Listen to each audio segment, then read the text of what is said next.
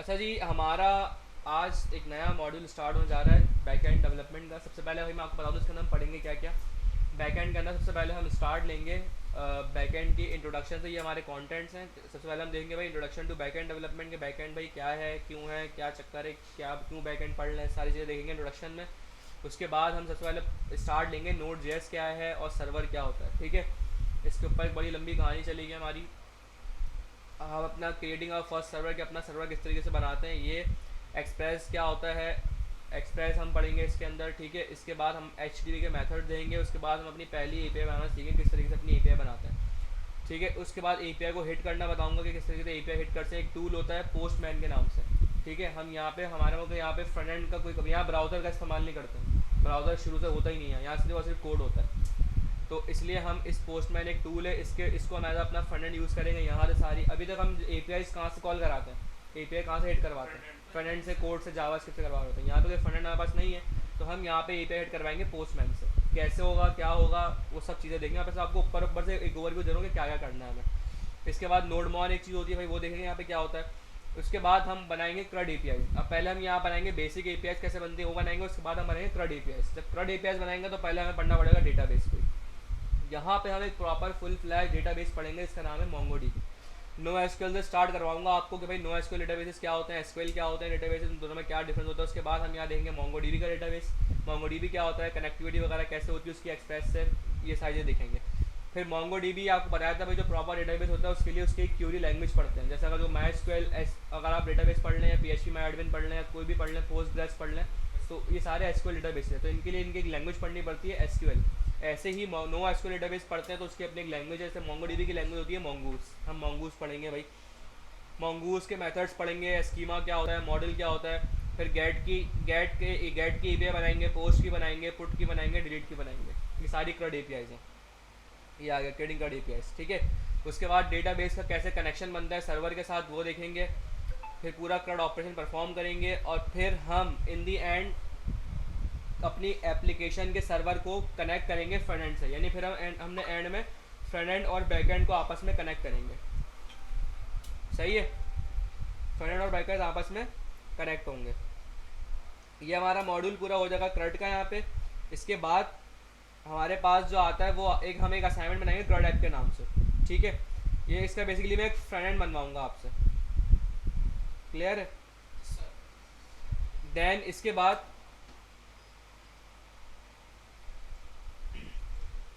हमारे पास module start होगा authentication का। ऑथेंटिकेशन का स्टार्ट होगा मॉड्यूल ऑथेंटिकेशन में। फिर हमारे पास सर्वर साइड ऑथेंटिकेशन किस तरीके से लगती है भाई, साइन अप लॉगिन की एपीआई से, ये नीचे लिखा हुआ है साइन अप और लॉगिन की एपीआईज आएंगी, ठीक है। आप जो साइन अप लॉगिन करते हो ना, यहाँ तो बड़े मजे से आप बस कर ले दो, लेकिन ये पीछे पूरी डीलिंग किस तरह हो रही है सर्वर पे, वो सारी चीज़ें यहाँ पे पढ़ेंगे। ये थोड़ा बड़ा टॉपिक होता है, ये अच्छा खासा टाइम लेता है। साइन अप और लॉगिन की एपीआईज बनाने में बड़ा लंबा काम होता है। फिर पासवर्ड किस तरह आपको मैंने याद करना, जावास्क्रिप्ट में बताया था कि पासवर्ड अपनी असल हालत में स्टोर नहीं होता। हैशिंग, ये हैशिंग किस तरह होती है वो हम देखेंगे। बी क्रिप्ट एक पैकेज हम यूज़ करते हैं इस काम करने के लिए, ये देखेंगे किस तरह पासवर्ड हैश होता है।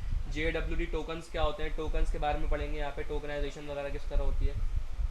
फिर मिडिल वर्ड्स पढ़ेंगे क्या होता है। यहाँ ये रिडस वाले मिडिल वेयर नहीं है, ये अलग नोट जेएस के बैकएंड के मिडिल वर्ड्स है, ये डिफरेंट चीज़ है। टोकन किस तरह क्रिएट होता है, वेरीफाई कैसे होता है टोकन, ये सारी चीज़ें दिखेंगे। फिर हम जाएंगे एक आर्किटेक्चर के ऊपर, इसका नाम है MVC, module view controller. Architectures क्या होते हैं भाई, ये सारी चीज़ें पढ़ेंगे। इसमें हम देखेंगे राउटर क्या होता है, कंट्रोलर क्या होता है, मिडिल वेयर किस तरह सारी चीज़ें होती हैं, पूरा कोड ब्रेक करेंगे अपना। फिर मोंगोडीबी कंपास एक चीज़ होती है कि आप लोकली अपने सिस्टम के अंदर ही, हम अभी कराऊंगा आपको ऑनलाइन यूज़ करवा रहा हूँ, फिर मैं यहाँ कराऊंगा लोकली किस तरीके से कर रहे होते हैं वो हो जाएगा। फिर साइनअप की लॉगिन की एपीआईज को अपनी फ्रंट की रिएक्ट की एप्लीकेशन बनाएंगे, वहाँ से हिट करेंगे। अभी तक हम पोस्टमैन यूज़ कर रहे होंगे, थ्रू आउट पूरे कोर्स तक हम पोस्टमैन पढ़ेंगे। जब बिल्कुल कोर्स का एंड होगा ना हमारे बैकएंड के, फिर मैं आपको एक रिएक्ट का प्रोजेक्ट बनाऊंगा, एक सिंपल छोटी सी एप्लीकेशन बनाएंगे और वहाँ से एपीआईज को हिट करवाऊंगा मैं। क्योंकि पोस्टमैन से हिट करना है एपीआई और एक फ्रंट की एप्लीकेशन से एपीआई हिट करने में बड़ा फ़र्क होता है।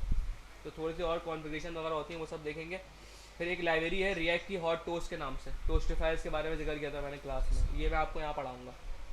फिर स्टेटस कोड्स होते हैं कुछ हमारे पास, देखो आपने 200 400 के आपको वगैरह, तो वो स्टेटस कोड्स क्या होते हैं, कौन भिजवाता है उसको, किस तरह डील होता है, वो सारे बैकएंड से कहानी चलती है उनकी। ये सारी चीज़ें हम पढ़ेंगे इस पूरे अपने बैकएंड के कोर्स में। हाँ हाँ बड़ी है। इसके बाद, जी इसके बाद नेटिव आएगा। ये नोड जेएस तक आपका फुल स्टैक कंप्लीट हो जाएगा। हाँ पढ़ाएंगे, क्यों नहीं पढ़ाएंगे। ये सब बैकएंड का वार्ड है नोड जेएस। ना मीन में आता है ना मर्न में आता है। रिएक्ट नेटिव आपको समझना है, एज अ बोनस पढ़ाते हैं वो, ना मीन का पार्ट है ना मर्न का पार्ट है। M for Mongo D B, E for Express, R for React, और अगर मीन का कैसे तो ए फॉर एंगुलर और N for Node JS. React Native तो समझें कि अगर नहीं भी पढ़ाऊँ ना वो आपके कोर्स का पार्ट नहीं है, लेकिन हम पढ़ाते हैं एज अ बोनस के आपको एक मोबाइल एप्लीकेशन की थोड़ी सी नोहा होता है, लेकिन वो आपके मर्न और मीन किसी का भी पार्ट नहीं है, वो ऐसी बस एडिशनल पढ़ाते हैं। फ़ायदा क्या होता है, देखिए मोबाइल ऐप बना रहे हैं या मोबाइल ऐप बना रहे हैं, सिर्फ फ़र्क होता है फ्रंट एंड का। वहाँ पर रिएक्ट पे फ्रंट एंड होता है, यहाँ रिएक्ट नेटिव पे होता है। बैक एंड पूरा वही चलेगा जो आप यहाँ पढ़ लो, मोबाइल के अंदर भी यही चलेगा पूरा, वही मोंगो डीबी होगा, यही नोड जेएस होगा। तो यही फ़ायदा है बैक एंड का कि बैक एंड आप एक दफ़ा पढ़ते हो और मल्टीपल जगहों पे लगाते हो। मोबाइल बना रहे हो, मोबाइल ऐप पे भी यही सारी चीज़ चलेंगी। एक ही चीज़ से आप दो काम कर सकते हो, बैक एंड हमेशा एक ही होता है। बिल्कुल हाँ। तो ये और भाई इसका बता दूँ मैं आपको, इसके अंदर ना मजे की बात है, कोई प्रोजेक्ट नहीं होगा। प्रोजेक्ट यहाँ पे क्या है, ये सब टुकड़े हैं समझ लें। एपीआई एक टुकड़ा हो गया, CRUD एपीआई दूसरा टुकड़ा हो गया, ऑथेंटिकेशन तीसरा टुकड़ा हो गया। ये हम टॉपिक्स पढ़ते पढ़ते पढ़ते आपको पता नहीं लगेगा, एंड में पूरी एक ऐप तैयार हो जाएगी हमारी। इस तरीके से है, क्योंकि बैक एंड और फ्रंट एंड में ना बहुत ज़मीन आसमान का फ़र्क है। यहाँ पे ऐसा नहीं कि मैं आपको एक चीज़ पढ़ाई बोलूँ भाई इसके एक प्रोजेक्ट बना के ले आओ। ये सारे टुकड़े हैं, हम इस सारे टुकड़े कर करके एंड दी एंड हम एक पूरी एप्लीकेशन बना लेंगे, आपको पता भी नहीं लगेगा। इसलिए भाई यहाँ पे मैं रेकमेंड करता हूँ आपको, लाजमी लाजमी अगर चाहते हैं कि भाई सब चीज़ें नॉर्मल चलती रहे, तो जो आज पढ़ा है आज का काम आज ही आज कर लें घर जाके। इसमें फ्रेंड वाली कहानी नहीं है कि भाई बाद में देख लेंगे, जब रिकॉर्डिंग अपलोड होगी तब देख लेंगे। आज जो चीज़ पढ़ी है घर जाओ, मुश्किल से यार आधा घंटा लगता है, बस आधा घंटा। क्योंकि अभी पढ़ के जा रहे हो, ताज़ा ताज़ा दिमाग में होता है आपके, आप आधे घंटे में कवर अप कर लोगे। प्रैक्टिस इसमें लाजमी है, क्योंकि भाई ये फ्रंट से कॉम्प्लेक्स है। मैं आपको बता दूँ हमारे फ्रेंड में आपको बेनिफिट क्या हो रहा होता है, आप HTML सीरीज पढ़ के आ रहे हैं पीछे, तो भाई आपने रिएक्ट तक पढ़ लिया अभी, रिएक्ट में थोड़ी सी आपको लॉजिक्स मिली है, रिडक्स के अंदर बाकी सारा क्या चल रहा होता है, HTML सीरीज चल रही होती है। ठीक है ना। तो इसमें तो अगर आप प्रैक्टिस नहीं भी कर रहे हैं, एंड टाइम पे लेके बैठते हैं, फिर भी आप कुछ ना कुछ कर लेते हैं। लेकिन ये ऐसा नहीं है, यहाँ पे HTML CSS को कोई काम नहीं, यहाँ चलेगी प्योर वनीला जावास्क्रिप्ट चलती है यहाँ पे, प्योर जावास्क्रिप्ट। ना ब्राउज़र है ना कुछ है, यहाँ पे सारे काम सर्वर पे होते हैं। आप प्योर सर्वर पे काम करते हो, सर्वर पे ही लॉग्स देख रहे हो तो सारे अपने, console.log कुछ नहीं होता है यहाँ पे ब्राउज़र का। ठीक है भाई, व्यू कर सकते हैं, तरीका डिफरेंट होता है बहुत, करवाऊंगा। सर्वर होता है यहाँ पे आपका, जो है आपका सर्वर है, उसमें आप सारी चीज़ें देखोगे, सारे काम करोगे। सर्वर पे आएगा, सर्वर पे एरर पढ़ना आपको आना चाहिए। ठीक है भाई। कोर्स आउटलाइन अगर लिखना चाह रहे हैं तो लिख लें, वैसे मिल जाएगी आपको ये। VS कोड में करते हैं, कोड वही होता है VS कोड में। रिकॉर्डिंग से देख लेना, या मैं चलो दे भी दूंगा यार। अच्छा भाई, स्टार्ट करते हैं सबसे पहले हम बैकएंड से। सही है, इंट्रोडक्शन टू बैकएंड डेवलपमेंट। भाई बैकएंड डेवलपमेंट है क्या, मैंने आपको बताया था बहुत पहले जावास्क्रिप्ट की, जब हमारी क्लास चल रही थी कि how web work behind the scene, इसके ऊपर रिकॉर्डिंग भी अपलोड की थी मैंने, और वो आपके पास पड़ी होगी, अगर उसको दोबारा देख लेगा जाके टाइम मिले तो, कि भाई वेब बिहाइंड द सीन क्या चल रही होती है। आपके वेब के दो पार्ट होते हैं, एक होता है फ्रंट एंड, एक होता है बैक एंड। ठीक है, फ्रंट एंड में आप अपना HTML से जावास्क्रिप्ट, रिएक्ट, नेटिव, एंगुलर, जो भी फ्रंट आप इससे बनाते हैं। बैक एंड के वधी फर्दर दो पार्ट होते हैं, एक होता है सर्वर और एक होता है डेटाबेस। बैक एंड डेवलपर जो होता है भाई, उसकी जॉब भी यही होती है, वो दो चीज़ें देख रहा होता है, वो सर्वर देखता है और आपका डेटाबेस देखता है। अगर आप as a back end developer काम करना चाह रहे हैं तो भाई आपको एक डेटाबेस पे कमांड होनी चाहिए, दूसरा आपको सर्वर की कोडिंग पे कमांड होनी चाहिए। अब सर्वर की कोडिंग क्या होती है भाई, सर्वर की कोडिंग के लिए आपको एक बैक एंड की या कोई एक सर्वर साइड लैंग्वेज आनी चाहिए। अब वो जावास्क्रिप्ट हो सकती है, वो .NET हो सकती है, वो आपका जावा हो सकती है, वो पाइथन हो सकती है आपके पास, वो रूबी ऑन रेल्स हो सकती है, कुछ भी हो सकती है। ठीक है। हमारा क्योंकि मर्ज स्टैक का कोर्स है, हम यहाँ पढ़ेंगे जावास्क्रिप्ट नोड.js के साथ। देखिए जावास्क्रिप्ट एक लैंग्वेज है, उसको सपोर्टर यानी उसका जो एक रन टाइम वो कह लें कि फ्रेमवर्क कह लें, जो भी कह लें, वो नोड.js है। जो लोग डॉट नेट पढ़ रहे होते हैं उसमें क्या है, सी शार्प लैंग्वेज होती है, डॉट नेट उनका फ्रेमवर्क है, उस पर काम कर रहे होते हैं। जैसे जो पाइथन पढ़ रहे होते हैं तो पाइथन लैंग्वेज है, वो फ्लास्क या जेंगो पे काम कर रहे होते हैं। ठीक है, ऐसे ही होता है। तो और ऐसी चीज बाकी अदर लैंग्वेज से भी सेम केस है। लोग जावा, जो लोग जावा पढ़ रहे होते हैं वो स्प्रिंग बूट वगैरह पे काम करते हैं।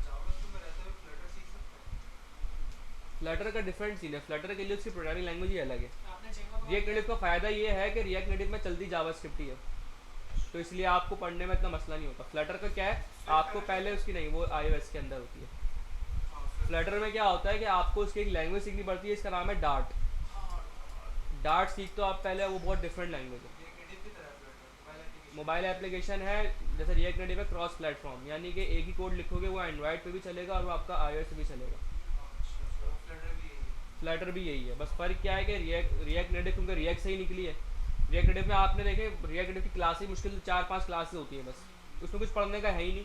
उसमें रिएक्ट से ही सारा काम होता है, पूरी चीज़ रिएक्ट चल रही है, बैकएंड में पूरा नोड जेएस चल रहा है। बस फ़र्क क्या होता है, वहाँ पे थोड़ा सा एंड्रॉयड और iOS के थोड़े बहुत कंपोनेंट्स होते हैं, वो आपको बताने होते हैं कि भाई एंड्रॉयड में चीज़ ऐसे दिखेगी तो iOS में ऐसे दिखेगी, और कुछ लिखने का तरीका डिफरेंट होता है। बाकी सारा काम वही है, वही यूज इफेक्ट चलता है, वही रिडक्स चलती है, वही सारे हुक्स चलते हैं जो आपने पढ़े, सब वही है। इसलिए रिएक्ट नेटिव बहुत फटाफट 4-5 क्लास में निकल जाता है रिएक्ट नेटिव। लेकिन जब आप फ्लटर पे जाएंगे ना, फ्लटर बिल्कुल डिफरेंट है, काम सेम ही उसका भी, वो जो रिएक्ट नेटिव काम कर रही है वो फ्लटर भी वही काम कर रहा है, हाइब्रिड ऐप है। लेकिन वहाँ पे उसकी सबसे पहले लैंग्वेज डिफरेंट है, आपको पहले डार्ट सीखनी पड़ेगी, उसके बाद फ्लटर की अलग कहानी थोड़ी सी है। सही है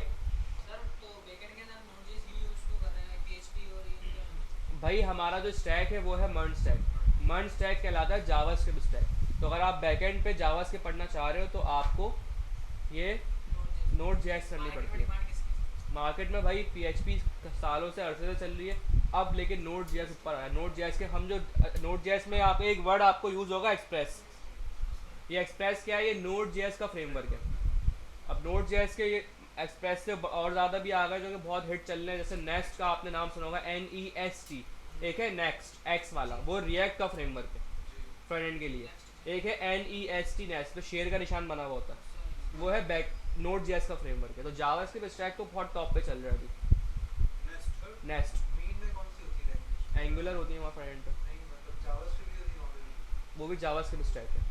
बस फ़र्क सिर्फ उसमें इतना है कि हमारा फ्रंट एंड पे रिएक्ट होती है और वहाँ पे एंगुलर होती है मीन में। बैकएंड सबका सेम होता है। बैकएंड का फ़ायदा ये है कि आप भाई कुछ भी बना रहे हो, बैकएंड सेम ही होगा, वही एपीआईज होंगी, वही डेटाबेस होगा, वही सब होगा। आजकल एक्सप्रेस की जगह नेक्स्ट चल रहा है। नेक्स्ट अभी नया नया आया है, जैसे नेक्स्ट NEXT नेक्स्ट जेएस अभी अभी आया ना नया नया, रिएक्ट के साथ, रिएक्ट कंपैटिबल।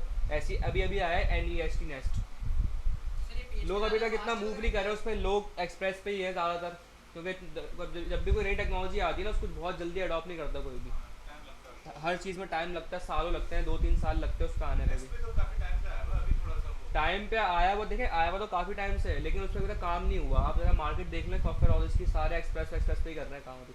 कुछ कुछ कंपनीज है जो नेक्स्ट पे कन्वर्ट हो गई हैं, लेकिन जो मतलब मेच्योर है ना कंपनीज, वो हो जाती है। क्योंकि फ़र्क ये कि भाई नई टेक्नोलॉजी पे काम कर रहे हो, आप किसी बसने में फंस रहा है, कुछ फंस रहा है, आप कहाँ जाओगे। अब पुरानी टेक्नोलॉजी का फ़ायदा होता है, कम्युनिटी बहुत बड़ी होती है, मार्केट में डेवलपर्स बहुत बैठे हुए हैं जो काफ़ी सालों से काम कर रहे हैं, तो मसले निकल जाते हैं, प्रोजेक्ट निकल जाता है। अब नई टेक्नोलॉजी के प्रोजेक्ट बना रहे हो ना, तो कहीं फंस गया तो क्या करोगे, कुछ नहीं कर सकते आप। तो ये इसलिए लोग नई टेक्नोलॉजी को बहुत जल्दी अडॉप्ट करने में थोड़ा सा घबराते हैं। सही है तो भाई सबसे पहले स्टार्ट करते हैं भाई बैकएंड डेवलपमेंट। मैं आपको थोड़ा सा आइडिया दीजिए बैकएंड के अंदर भाई क्या क्या चीज़ें होती हैं। आपका एक सर्वर होता है और एक डेटाबेस। हम यहाँ भी दो चीज़ें पढ़ेंगे, बस सर्वर पढ़ेंगे और डेटाबेस पढ़ेंगे, ठीक है। अब सर्वर पे मैं आता हूँ बाद में, सबसे पहले हम ज़रा देखते हैं डेटाबेस। भाई डेटाबेस का अभी मैं थोड़ा सा ओवरव्यू दे रहा हूँ, एंड में टॉपिक आएगा जब बताऊँगा एग्जैक्ट। अभी बस थोड़ा सा ऊपर ऊपर से आपको बस थोड़ा सा समझा रहा हूँ मैं। भाई डेटाबेस क्या होता है भाई, आपके पास सिंपल जहाँ आप डेटा स्टोर करोगे अपना सारा का सारा, वो डेटाबेस है। डेटाबेस मल्टीपल टाइप्स के होते हैं, एसक्यूएल होते हैं, नो एसक्यूएल होते हैं, ठीक है। अभी एसक्यूएल क्या होता है, नो एसक्यूएल क्या होता है, डेटाबेस में डेटा स्टोर करने की टेक्निक है ये बेसिकली। एसक्यूएल में डेटा, यहाँ भी एसक्यूएल में स्टोर होता है, नो एसक्यूएल में स्टोर होता है, लेकिन वहाँ पे डेटा डिफरेंट फॉर्मेट में स्टोर होता है, यहाँ डेटा डिफरेंट फॉर्मेट में स्टोर होता है, ठीक है। अभी के लिए बस इतना याद रख लें, क्योंकि आगे टॉपिक आएगा डिटेल में डेटाबेस पे जब देखेंगे। अच्छा भाई, अब सवाल ये कि भाई इंट्रोडक्शन टू नोड जेएस याद करें, जब हम रिएक्ट की फर्स्ट क्लास थी, जब मैंने नोड जेएस इंस्टॉल करवाया था आपसे, मैंने आपसे कहा था भाई नोड जेएस क्या होता है। मैंने कहा था रन टाइम इन्वायरमेंट। और मैंने ये भी कहा था साथ में कि मैं अभी बताऊंगा नहीं कि रन टाइम एनवायरनमेंट का मतलब क्या है, बस आप ये याद रख लें। याद है किसी को मैंने ये अल्फाज कहे थे, मैंने कहा था मैं मतलब नहीं बताऊंगा अभी इस तरह, ये पढ़ाऊंगा बैकएंड में। तो भाई अब वो टाइम आगे के आपने समझना है मतलब। इस मतलब को मैं ऐसे नहीं समझाऊंगा वर्बली, थोड़ा सा प्रैक्टिकल करके समझाऊंगा।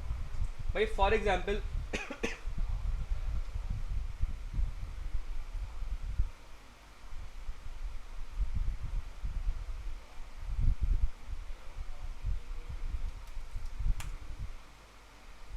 सर बैकएंड का इंट्रोडक्शन हो गया।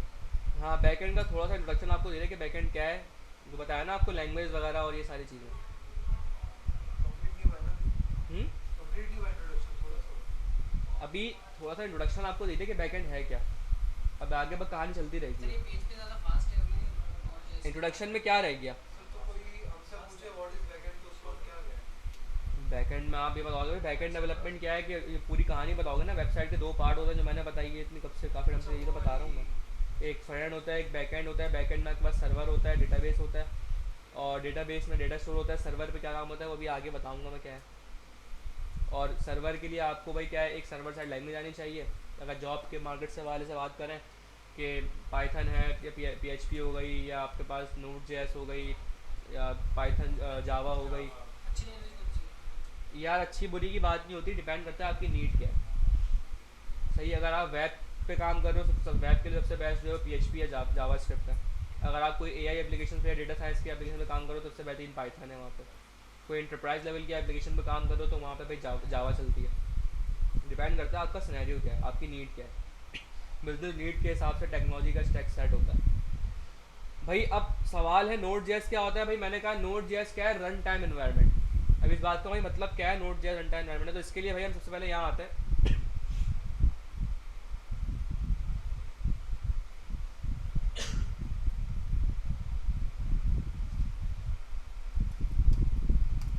भाई नोड जेएस आ जाओ, यहाँ मैं एक फोल्डर बनाता हूँ आके, जरा गौर करिएगा भाई।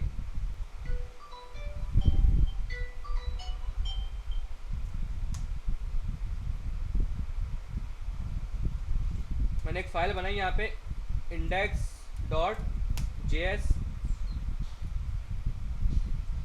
इसके अंदर मैंने यहाँ पे भाई क्या करा, let num1 is equals to 10, let num2 is equals to 15।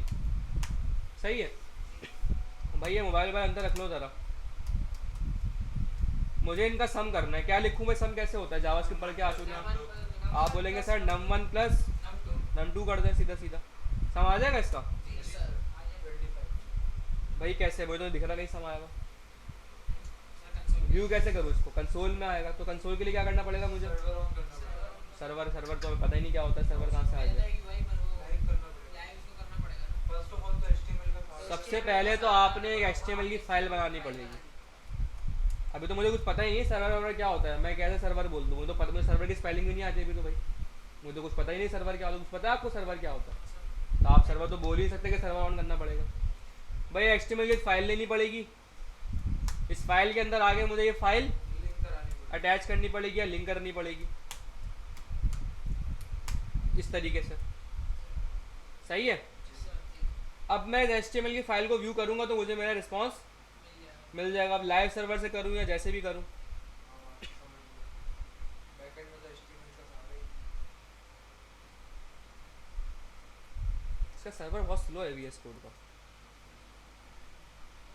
Console में आ गया भाई, 25 आ गया, आ गया।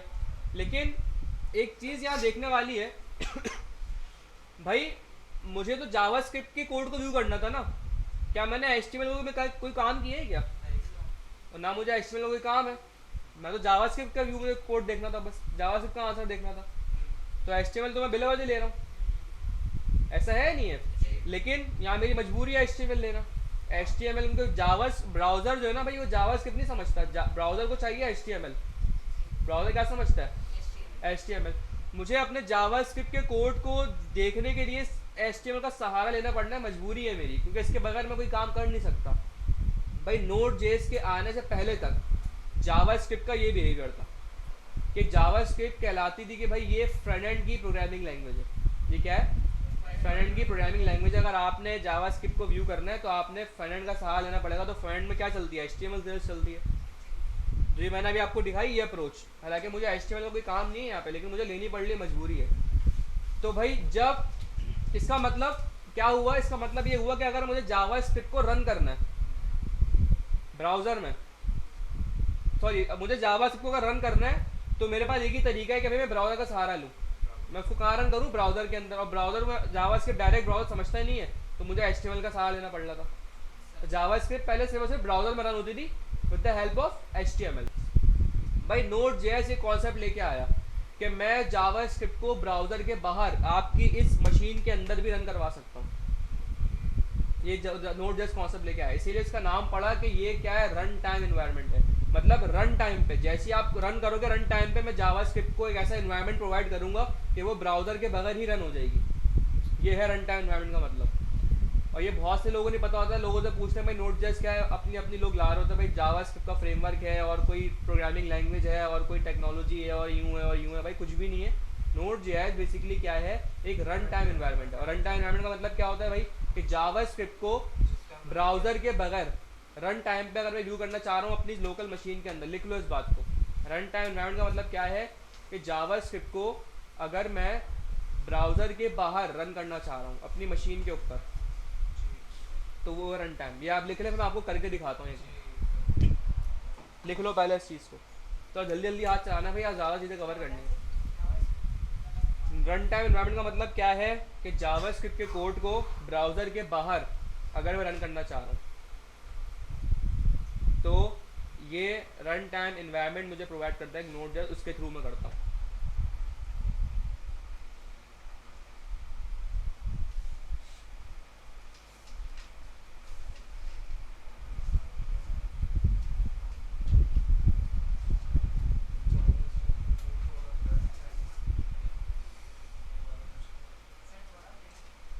जावास्क्रिप्ट के कोड को अगर मैं ब्राउज़र के बाहर, जावास्क्रिप्ट के कोड को शॉर्ट में लिख लो ऐसी, बस क्या आपको समझ में आ रहा है। जावास्क्रिप्ट के कोड को अगर मैं ब्राउज़र के बाहर रन करना चाह रहा हूँ अपनी लोकल मशीन पे, जावास्क्रिप्ट के कोड को अगर मैं ब्राउज़र के बाहर रन करना चाह रहा हूँ अपनी लोकल मशीन पे,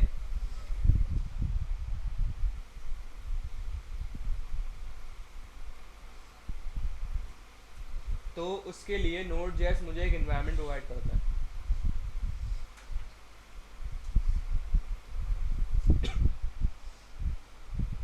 और भाई कोशिश करें, क्लास वीकेंड पे होती है भाई, मुझे भी पता है, मेरा भी मेहमान आए हुए थे, बल्कि मैं तो अभी अपने घर से भी नहीं आ रहा हूँ, मैं मेहमान क्या गया हुआ था वहीं से आ रहा हूँ, उनके घर से आ रहा हूँ क्लास करने, दोबारा वहीं जाऊँगा अभी। तो भाई मुझे भी पता है हज़ार मसले होते हैं सबके साथ, वीकेंड्स के जाहिर सी बात है, वीकेंड का वही होता है, लेकिन कोशिश करनी है कि भाई बैकेंड की क्लास को मैं पढ़ाऊँगा वैसे 2 घंटे, ठीक है।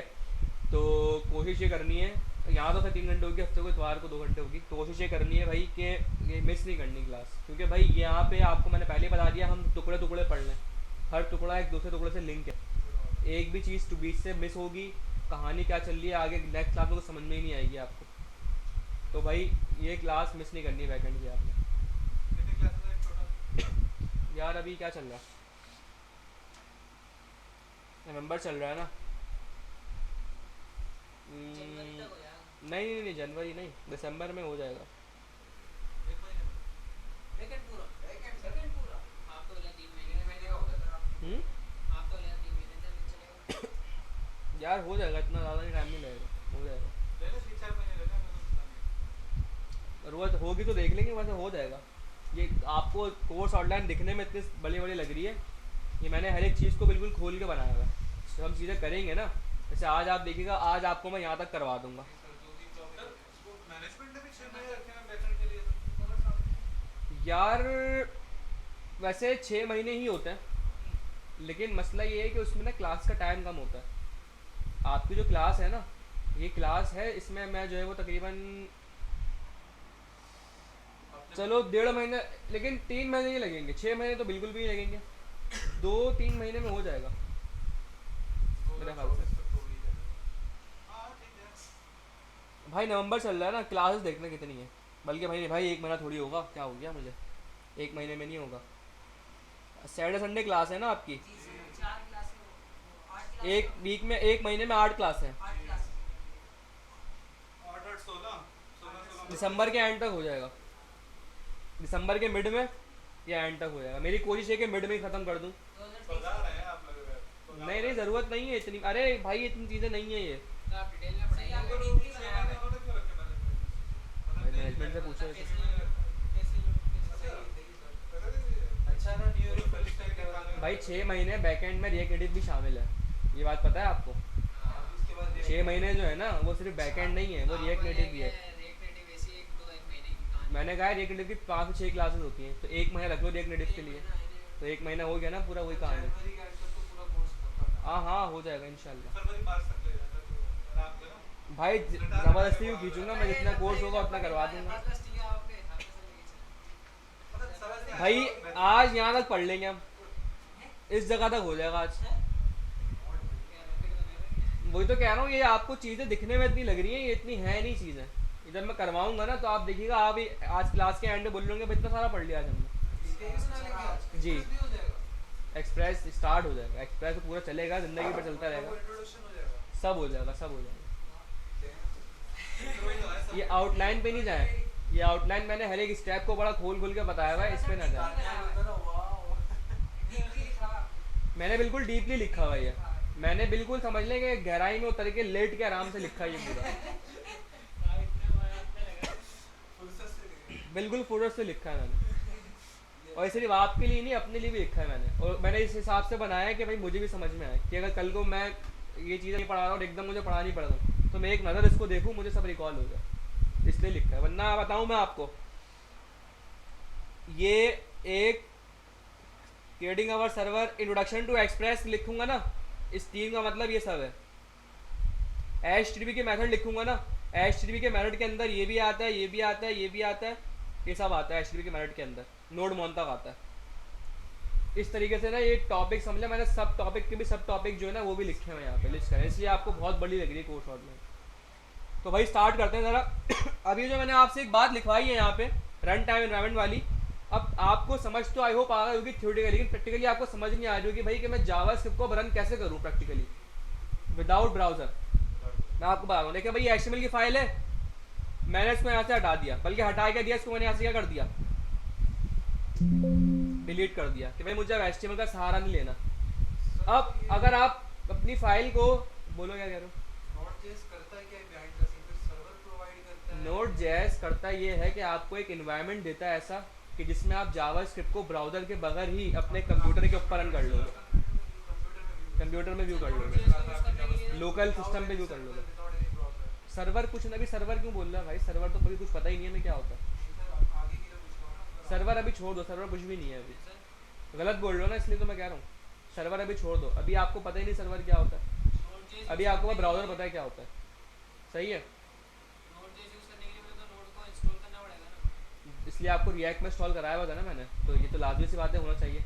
अब भाई अगर आपने रन टाइम पे इसको चलाना है तो भाई Node.js होना चाहिए, जब तो आपको इन्वायरमेंट प्रोवाइड करेगा वो कि भाई चलाओ। अब ये काम होता है कैसे भाई, आप सबसे पहले यहाँ पे आगे लोगे एक टर्मिनल, न्यू टर्मिनल, ठीक है। अगर Node.js आपके सिस्टम में इंस्टॉल है तो आप एक कमांड यहाँ चलाओगे, नोट स्पेस और आपकी जिस पर्टिकुलर फाइल को आप रन करवाना चाह रहे हो उसका नाम, मेरी इस फाइल का नाम क्या है, index.js। क्या आ गया आंसर, तो वही रन।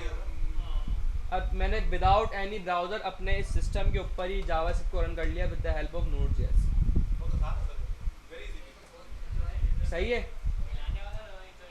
तो भाई ये इस तरीके से हम यहाँ पे क्लियर कर दिया। ऐसे मल्टीपल हो तो फिर मल्टीपल मतलब मल्टीपल फाइल को यहाँ लिख के नाम चेक करते रहोगे, नहीं नहीं स्लैश नहीं, आप 1 बाय 1 ही करोगे ना यहाँ पे, अच्छा सर मल्टीपल नहीं करा रन नहीं करा। वो आएगा सिनेरियो आगे आएगा उसको देखेंगे। अभी हम बिल्कुल समझने के बिल्कुल मैंने ग्राउंड से आपको उठाया है, बिल्कुल ABCD से स्टार्ट लिया है। अभी इस तरह मैं काम कर रहा हूँ ना, ये जैसे जैसे आगे बढ़ते जाएंगे, जैसे रिएक्ट में क्या कहता है मैंने पहले आपको मैंने बताया भाई API कॉल कहाँ होगी, यूज इफेक्ट में, फिर जब आगे रिडक्स पड़ी तो मैंने बोला भाई ये यूज इफेक्ट में नहीं होगी, रिडक्स में होगी। ऐसे ही यहाँ भी अभी मैं ऐसे करवा रहा हूँ काम, थोड़ा सा आप आगे जाओगे कोर्स में ये तरीका भी हम हटा देंगे, यहाँ से नया तरीका लेके आ जाएंगे, फिर और आगे जाओगे तो वो भी हटा के एक नया तरीका और ले आएंगे, फिर बताऊँगा भाई कि ये सबसे बेस्ट है। जैसे वहाँ मैंने आपको फ्रंट में क्या बताया, एपीआई का सबसे बेस्ट तरीका क्या है कॉल करने का, कहाँ कॉल होगी, रिडक्स में कॉल होगी, ये सबसे बेस्ट तरीका है। तो डायरेक्ट नहीं बताऊंगा एक बेस्ट तरीका, वन बाय वन इम्प्रूव कर करके आपको बताऊंगा भाई अच्छा ये बेस्ट है, ताकि आपको हर सिनेरियो पता हो। सिर्फ सर्कस के वो नहीं, तो सर्कस के शेयर नहीं हो आपको हर चीज़ का आइडिया होना चाहिए। तो भाई इस तरीके से हमने जावास्क्रिप्ट को कारण कर लिया अपने कंप्यूटर के अंदर। तो भाई ये था Node.js, सही है। अब यहाँ पे एक और चीज़ क्या लिखी हुई है, सर्वर। अब आ रहा है भाई सर्वर। अच्छा भाई सर्वर क्या होता है, आपके दिमाग में जो आपको पता है, सर वो नहीं बोलते हम सर नहीं वो वाला सर्वर नहीं, आपने बचपन में पढ़ा होगा भाई, टेक्नोलॉजी 10 दफ़ा सुनी होगी स्कूल वूल में, जो आपने जहाँ भी पढ़ा है थोड़ा बहुत दिमाग में होगा। यानी आपको क्या लगता है क्या सर्वर क्या हो सकता है, अभी सही गलत की बात नहीं हो रही है, बस बताने की बात हो रही है। जगह होती है जहाँ पे आप अपनी चीजें स्टोर या होस्ट वगैरह करते सही है। हैं। और कोई, ऐसे कुछ हमारा ठीक है ठीक है, और कोई एक जगह है उसको स्टोर करवाने के लिए। वो तो डेटाबेस हो गया ना, पे ही करोगे। सही है। चलो मुझे ऐसा लगता है सर्वर उस चीज़ का नाम है जहाँ पर हम अपना कोड व्यू कर सकते हैं। सही है। और अभी सही गलत की बात नहीं हो रही, बस अभी बात हो रही है बोलना है आपने। जिसके थ्रू हम ब्राउज़र पे अपना कोड व्यू कर सकते हैं। सही है। वही है और ब्राउज़र और उसके यही सा आंसर है आपका भी मौलाना साहब। वो ये जैसे हम किसी की अपने फ्रंट एंड में किसी चीज़ को क्लिक करें तो वो रिक्वेस्ट वहाँ सर्वर के पास जाती है, सर्वर में वो चीज़ ला देती है। तो सर्वर है क्या, एग्जैक्ट खुद क्या है वो तो सही बता रहे हो। जैसे हम व्यू करते हैं डायरेक्ट सर्वर करते हैं तो ऊपर यूआरएल आ रहा होता है, वो हमारा सर्वर। सही है। अच्छा भाई जब मैंने फर्स्ट टाइम सर्वर पढ़ा था, मुझे जिसने पढ़ाया था, तो भाई मैंने बिल्कुल डिफरेंट चीज़ पढ़ी थी, और आई थिंक आप लोगों ने भी शायद पढ़ी हो। भाई क्या पढ़ा रहे थे दोनों को, भाई सर्वर क्या होता है, सर्वर कंप्यूटर क्या होता है। भाई बहुत बड़ा कंप्यूटर होता है, बहुत हैवी मशीन होती है वो, उसके अंदर जो है वो पता नहीं बहुत हैवी काम हो रहा होता है, तो उसे हम सर्वर कहते हैं। उस तरह ये बात तो है हमारे सही है भाई। तुरंत दिया था। लेकिन ऐसा होता है क्लाउड सर, स्पेस आई है ना सर्वर की। कि बल्कि देखिए हाँ, सर्वर होते हैं दो किस्म के, एक होता है वो सर्वर जो नेटवर्किंग के अंदर होता है, ये बात उसके लिए सही है। सर्वर कंप्यूटर जो होता है ना, ये बात उनके लिए वो होता है नेटवर्क के सर्वर, नेटवर्क के सर्वर होता है वो नेटवर्किंग बॉलीवुड के। की मूवीज अच्छा। में है। एक हम जिस सर्वर की बात कर रहे हैं ये है वेब सर्वर। सर्वर दो किस्म के होते हैं, एक आपने अक्सर मूवीज उसमें देखा होगा, ये बड़े बड़े लंबे लंबे कंप्यूटर होते हैं, वहाँ पे वो सारे तार वार लगे होते हैं, वो होते हैं नेटवर्किंग के सर्वर्स। लाइफ में देखा बहुत चिल्ड होता है वो। वो जी बहुत चिल्ड होता है वो। अक्सर ऑफिस में भी हम लोग बैठे हुए काम पर होते हैं, वो कहते हैं नहीं भाई एसी बंद नहीं करो, सर्वर रखा हुआ है यहाँ पे, तो वो एसी बंद करने नहीं देता है, उसको चिल्ड रखना होता है बिल्कुल। तो वो होते हैं नेटवर्किंग के सर्वर्स, जो आईटी के लगे हुए हैं। आईटी के लगे होते हैं। हम जिस सर्वर की बात कर रहे हैं ना यहाँ पे, हमारा जो केस है वो है वेब सर्वर।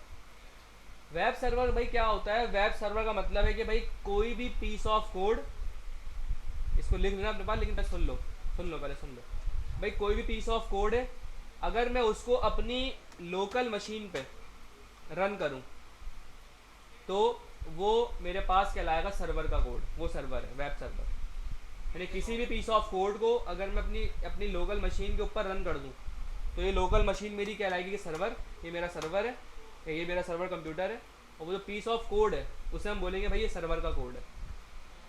वही मतलब डोरी वाली बात हो गई ना सर, तो मैं कह रहा था क्या एक रास्ता इस टाइम होता है, हमारा- लिंक करता है ब्राउज़र से, कोड को उस पे व्यू कराता है। वो वाली बात सही है आपकी, बिल्कुल सही है, लेकिन एग्जैक्ट सर्वर क्या है, सर्वर क्या है भाई, सिंपल सर्वर एक पीस ऑफ कोड अगर मैं किसी मशीन पे रन कर लूँ तो जो मशीन है सर्वर मशीन बन जाएगी मेरी, सर्वर कंप्यूटर बन जाएगा मेरा, और जो पीस ऑफ कोड है वो कहलाएगा भाई सर्वर का कोड। मतलब इस टाइम पे हमारा सर्वर पे हमारा इस टाइम पे अगर जैसे मैंने ये काम किया, इट मीन्स कि ये मेरा क्या है, सर्वर। सर्वर है, Node.js। ये मेरा नोड का सर्वर है। नोड का सर्वर एग्जैक्टली नहीं है नोड का सर्वर, एग्जैक्ट नहीं है, लेकिन इसको हम कह सकते हैं कि भाई ये क्या है, सर्वर है, क्योंकि मैंने यहाँ पे सर्वर का कोड नहीं लिखा है, एक पीस ऑफ कोड लिखा है मैंने, एक पीस ऑफ कोड।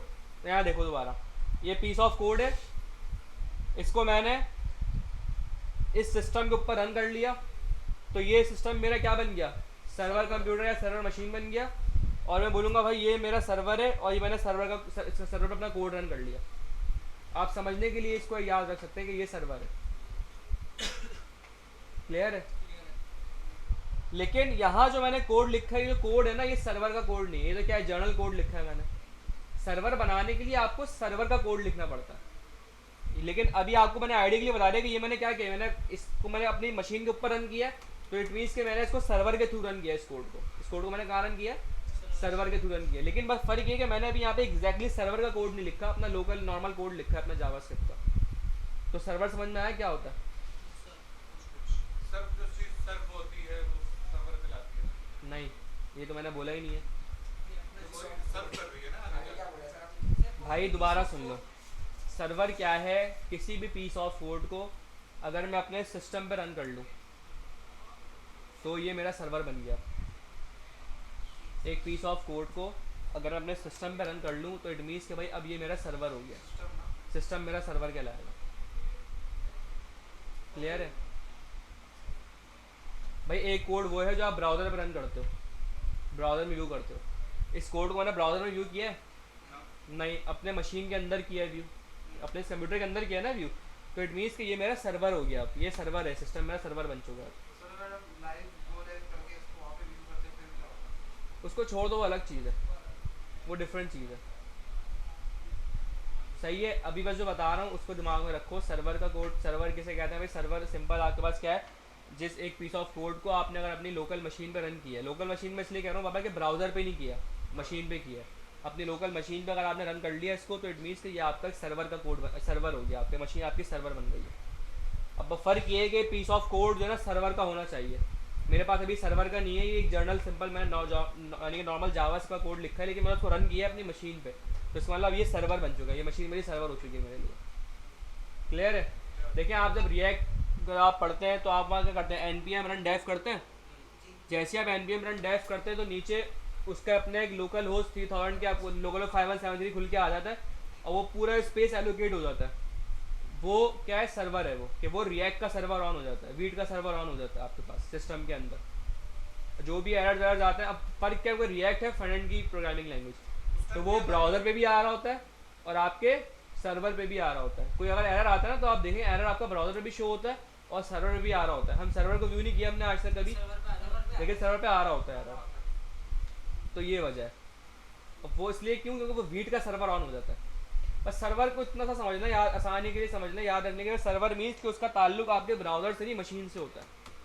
उसका ताल्लुक आपके ब्राउज़र से नहीं होता, आपकी मशीन से होता है, लोकल मशीन वीट से। का भी होता है उस टाइम पे तो हमारी मशीन ही हमारा सर्वर। जी बिल्कुल भाई, मैं ये सर्वर ऑन करता हूँ तो जब भी तो ब्राउज़र व्यू कर पाता हूँ। अगर मैं सर्वर ऑन नहीं करूँ, मैं सिंपल जाके लिखूँ ऊपर लोकल होस्ट 5173, बोले मुझे मैसेज आएगा भाई the site can't be reach.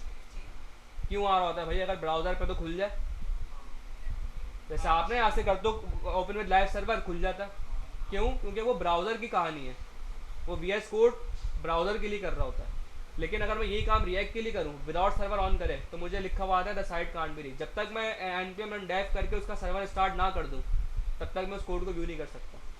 यही काम यहाँ पे भी है।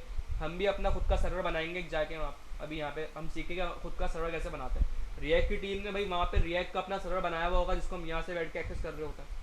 तो ऐसे हम भी अपना एक सर्वर बनाएंगे और मैं आपसे एक्टिविटी करवाऊँगा यहाँ पे कि इसमें बैकएंड पर क्या है, सिक्योरिटी के बड़े वो होते हैं रीजंस।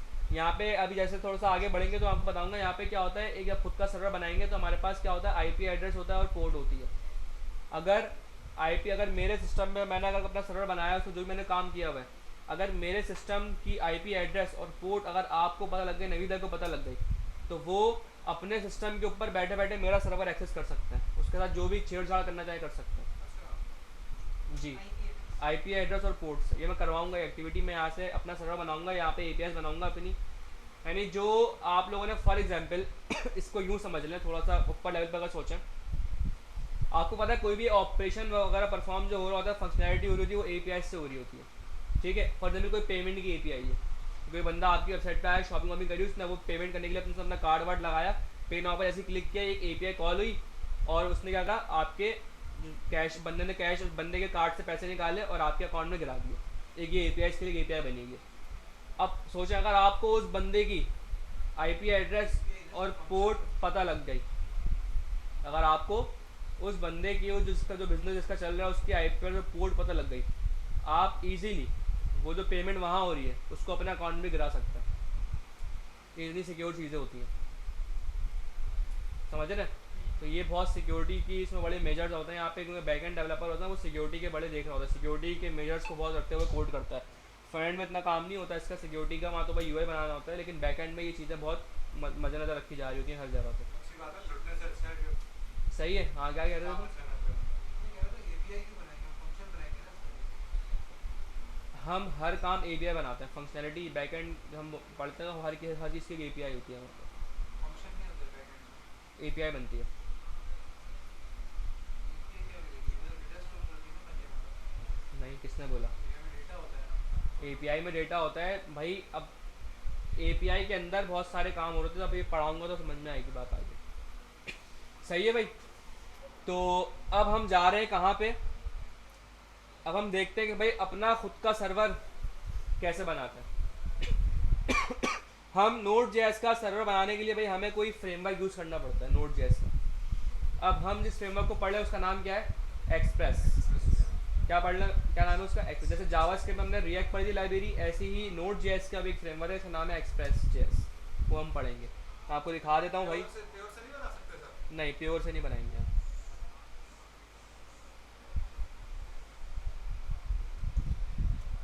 expressjs.com ये इसकी वेबसाइट है। लाइब्रेरी फ्रेमवर्क कुछ भी नहीं बस नहीं, क्या नोड होता जेएस रन टाइम एनवायरनमेंट है बस।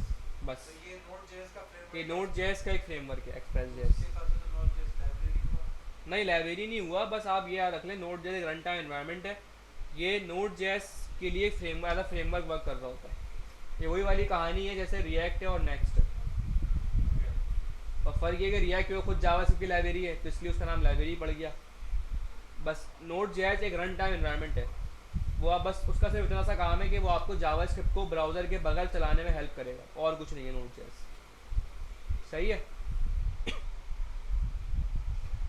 एक्सप्रेस भाई क्या है, यहाँ पे आप पढ़ लें आके कि एक फास्ट अनओपिनियनाइज मिनिमल वेब फ्रेमवर्क है नोड जेएस का। ठीक है, अभी बस इतना याद रखना है कि नोड जेएस का क्या है, एक फ्रेमवर्क है। अब भाई इसके थ्रू सर्वर बनाते कैसे हैं? सबसे पहले भाई इसको मुझे इंस्टॉल करना पड़ेगा। ठीक है, अब हम जा रहे हैं कहाँ पे? अपने खुद के सर्वर का कोड करने जा रहे हैं। जब भी आप नोड जेएस का कोई सर्वर बनाते हैं तो भाई आपका प्रोजेक्ट ऐसे नहीं बनता। हम क्या करेंगे यहाँ पे आके भाई, सबसे पहले मैं यहाँ न्यू फोल्डर नहीं करूँगा, इसको मैं यहाँ पे रीनेम करूँगा क्लास 1। ठीक है, इसके अंदर आऊँगा। यहाँ पे आके आपने एक स्टेप देख ले, स्टेप्स क्या फॉलो कर रहा हूँ मैं। सबसे पहले यहाँ पे क्या खोलना है आपने? यहाँ पे CMD। ये खोलने के बाद आपने यहाँ पे एक कमांड चलानी है, इसका नाम है npm init। अभी तक आपने कमांड यूज़ नहीं करी है, ठीक है, फर्स्ट टाइम यूज़ कर रहे हैं। ये कब होती है? अगर आप कोई बैकएंड में कोई नोड तो कोई अगर नोड जैसे कोई प्रोजेक्ट बनाना चाह रहे हैं। पहली कमांड क्या है? npm init। इनिशिएट करेगा। पहले देख लें, मैंने क्लिक किया भाई, कुछ यहाँ पे चीज़ें भी आई। उसने बोला कि भाई यहाँ पे क्या कर रहे हैं, पैकेज का नाम बताएं अपना। ठीक है, मैं यहाँ पे आ रहा हूँ, मैं लिखा भाई पैकेज का नाम कुछ भी रख सकते हैं, मैं रख रहा हूँ नोड जेएस, ये मेरा पैकेज का नाम है। वर्जन, अगर आपको कोई स्पेसिफिक नोड का वर्जन यूज़ करना चाह रहे हैं तो भाई वो यूज़ करें, वरना डिफ़ॉल्ट रहने इसको भाई, जो है करंट वो यूज़ कर लो। भाई मैं कह रहा हूँ जो करंट वर्जन चल रहा है वो वाला यूज़ कर लो। कुछ रिक्वायरमेंट होती है ना कि कोई पुरानी एप्लीकेशन चल रही है, वो नोड की पुराने वर्जन पे होती है, अगर आपने उस पर काम करना होता है उसको लेकिन नए वर्जन में कन्वर्ट करना है, तो फिर आप यहाँ बता दो कि भाई नोड के इस पर्टिकुलर वर्जन का प्रोजेक्ट बना। लेकिन हमारा ऐसा कुछ सिनेरियो है नहीं, हम भाई जो भी डिफ़ॉल्ट है वो जाने दो। डिस्क्रिप्शन में अगर आपको लिखना चाहे लिख लो भाई, मैं लिख रहा हूँ I am learning node JS backend. Entry point कि आपकी जैसे रिएक्ट में एंट्री पॉइंट क्या होता है, मेन डॉट जेएस की फाइल होती है। यहाँ एंट्री पॉइंट क्या है भाई, अगर आपने कोई स्पेसिफिक नाम रखा फाइल का तो भाई वो रख लें, वरना ये कह रहा है भाई बाय डिफॉल्ट क्या बनाएगा ये इंडेक्स डॉट जेएस। मैं कह रहा हूँ भाई ये वाली बना दो। टैच कमांड, मैं कहा भाई अभी कुछ भी नहीं पता मुझे, टैच को एंटर गिट रैपो भी नहीं चाहिए, एंटर कर दो। कीवर्ड भी नहीं चाहिए, एंटर कर दो। ऑथर कौन है भाई, ऑथर में अपना नाम लिख दो, एहतिशाम। लाइसेंस मुझे नहीं पता भाई, लाइसेंस क्या है, डिफ़ॉल्ट जाने दो। अब ये एक इस तरीके से एक ऑब्जेक्ट बन के आया है। यार देखिएगा कि ये बन के क्या आता है। आपसे कह रहे हैं भाई कि इज़ दिस ओके, मैंने कहा भाई अगर ओके है तो भाई यस कर दो, मैंने कहा हाँ भाई ओके है, सही है। अब ज़रा क्लास 1 के फोल्डर के अंदर जाता हूँ मैं, इसको ज़रा मैं खोलता हूँ यहाँ पे विजुअल स्टूडियो कोड के अंदर। क्रैश कहाँ से आई है ये?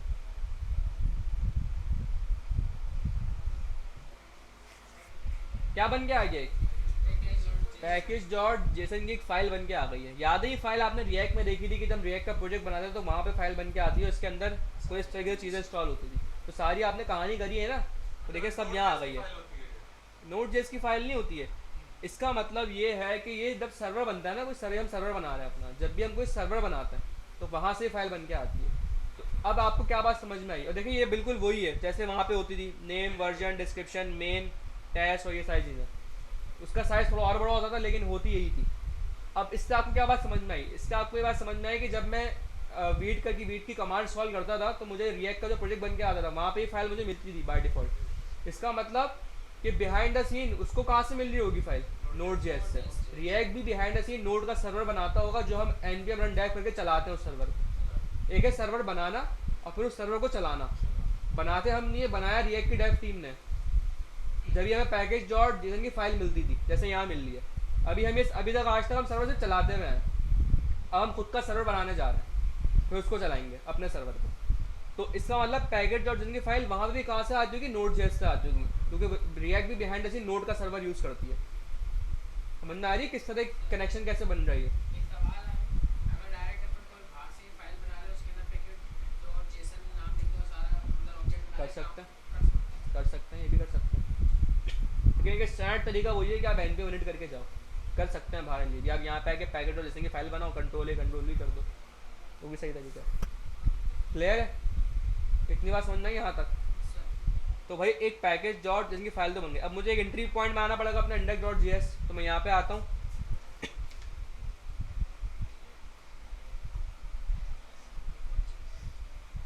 Index dot GS. ये फाइल क्यों बनाई भाई मैंने? क्योंकि भाई मैंने वहाँ पे लिखा हुआ है कि मेरी फाइल, अच्छा एंट्री पॉइंट का मतलब क्या होता है कि यहाँ से मेरी एग्जीक्यूशन को स्टार्ट करना। तो रिएक्ट में मेन डॉट जेएस से सारी कहानी स्टार्ट होती है। तो मैंने यहाँ एंट्री पॉइंट के इंडेक्स डॉट जेएस लिखा हुआ है, तो मुझे यहाँ बनानी भी तो पड़ेगी भाई फिर। अब भाई ये देखेंगे हम कि सर्वर का कोड कैसे लिखते हैं, सर्वर कैसे बनता है। सबसे पहले भाई अगर सर्वर बनाना है तो आपको पता है एक्सप्रेस से बनेगा।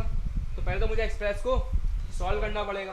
तो मैं टर्मिनल लेता हूँ यहाँ पे भाई, यहाँ लिखता हूँ npm i टर्मिनल का शॉर्टकट क्या? At control backtick. Control backtick क्या हो गया भाई? हाँ खुशी होती है भाई, मुझे ये बहुत ज़्यादा हुई थी कि आज तक सिर्फ मैंने सर्वर रन करा है। अब मैं खुद का सर्वर बना रहा हूँ। मैंने फर्स्ट टाइम नोड जेएस पढ़ रहा। अभी और खुशी होगी जब अपनी खुद की एपीआई बनाओगे। अभी तक आपने एपीआई सिर्फ इंटीग्रेट करना सीखी है बस जावास्क्रिप्ट में। अब आप अपनी खुद की एपीआई बनाओगे। जब प्रोजेक्ट का एंड हो जाएगा ना, बिल्कुल हमारे ये सॉरी मॉड्यूल का एंड हो जाएगा, फिर हम क्या करेंगे, जैसा याद है ई कॉमर्स की एपीआई बनाई, एपीआई को हमने फेक स्टोर की कंज्यूम किया था अभी रिडक्स में हमने जो प्रोजेक्ट बनाया, इस तरह की खुद की एपीआई बनाएंगे हम। उसमें अपनी मर्जी का डेटा रखेंगे, अपनी मर्जी की सारी चीज़ें रखेंगे और फिर उसको कंज्यूम करेंगे फ्रंट एंड के ऊपर।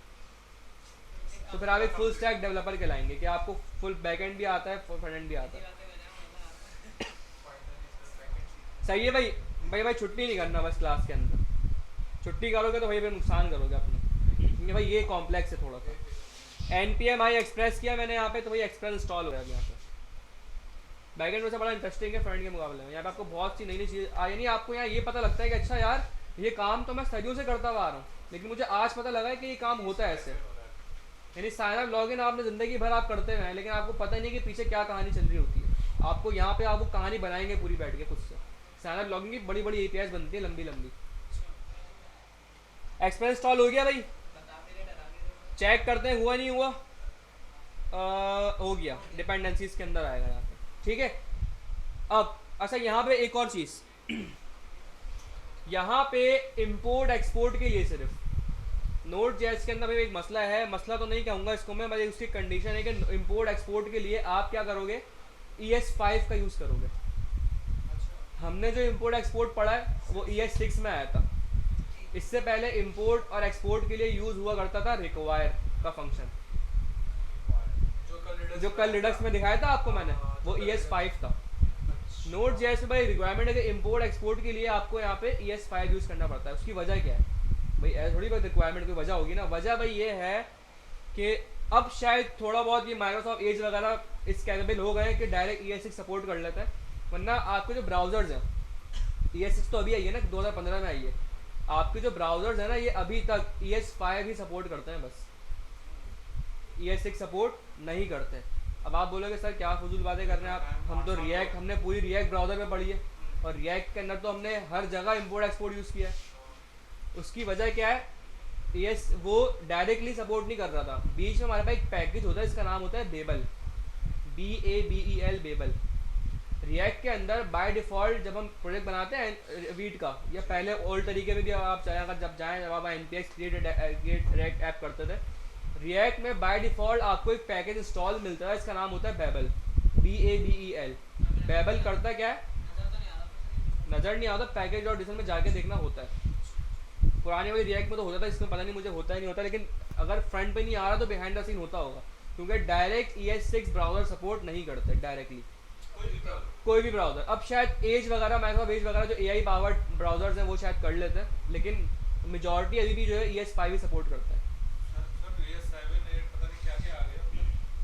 डेवलपमेंट चल रही है, एज वगैरह में तो आई थिंक डायरेक्ट सपोर्ट हो जाती है, लेकिन मैं गूगल क्रोम और मोज़िला में शायद अभी तक नहीं आया। बिहाइंड द सीन में एक पैकेज यूज़ करते हैं बेबल, वो करता क्या है, वो आपकी ES6 वाली जावास्क्रिप्ट को उठाता है, उसे कन्वर्ट करता है ES5 के अंदर और ब्राउज़र पर रेंडर करता है। मैं आपको चीज़ दिखाता हूँ। तो यहाँ पे भी हम बेबल डाउनलोड यहाँ बेबल नहीं करेंगे डाउनलोड, यहाँ हम डायरेक्ट ES5 में कोड करेंगे, सिर्फ इंपोर्ट एक्सपोर्ट के लिए बस, बाकी तो ES6 ही चलती है यहाँ पे, सिर्फ इंपोर्ट और एक्सपोर्ट का मसला आता है भाई। बेबल, ये रहा बेबल.js,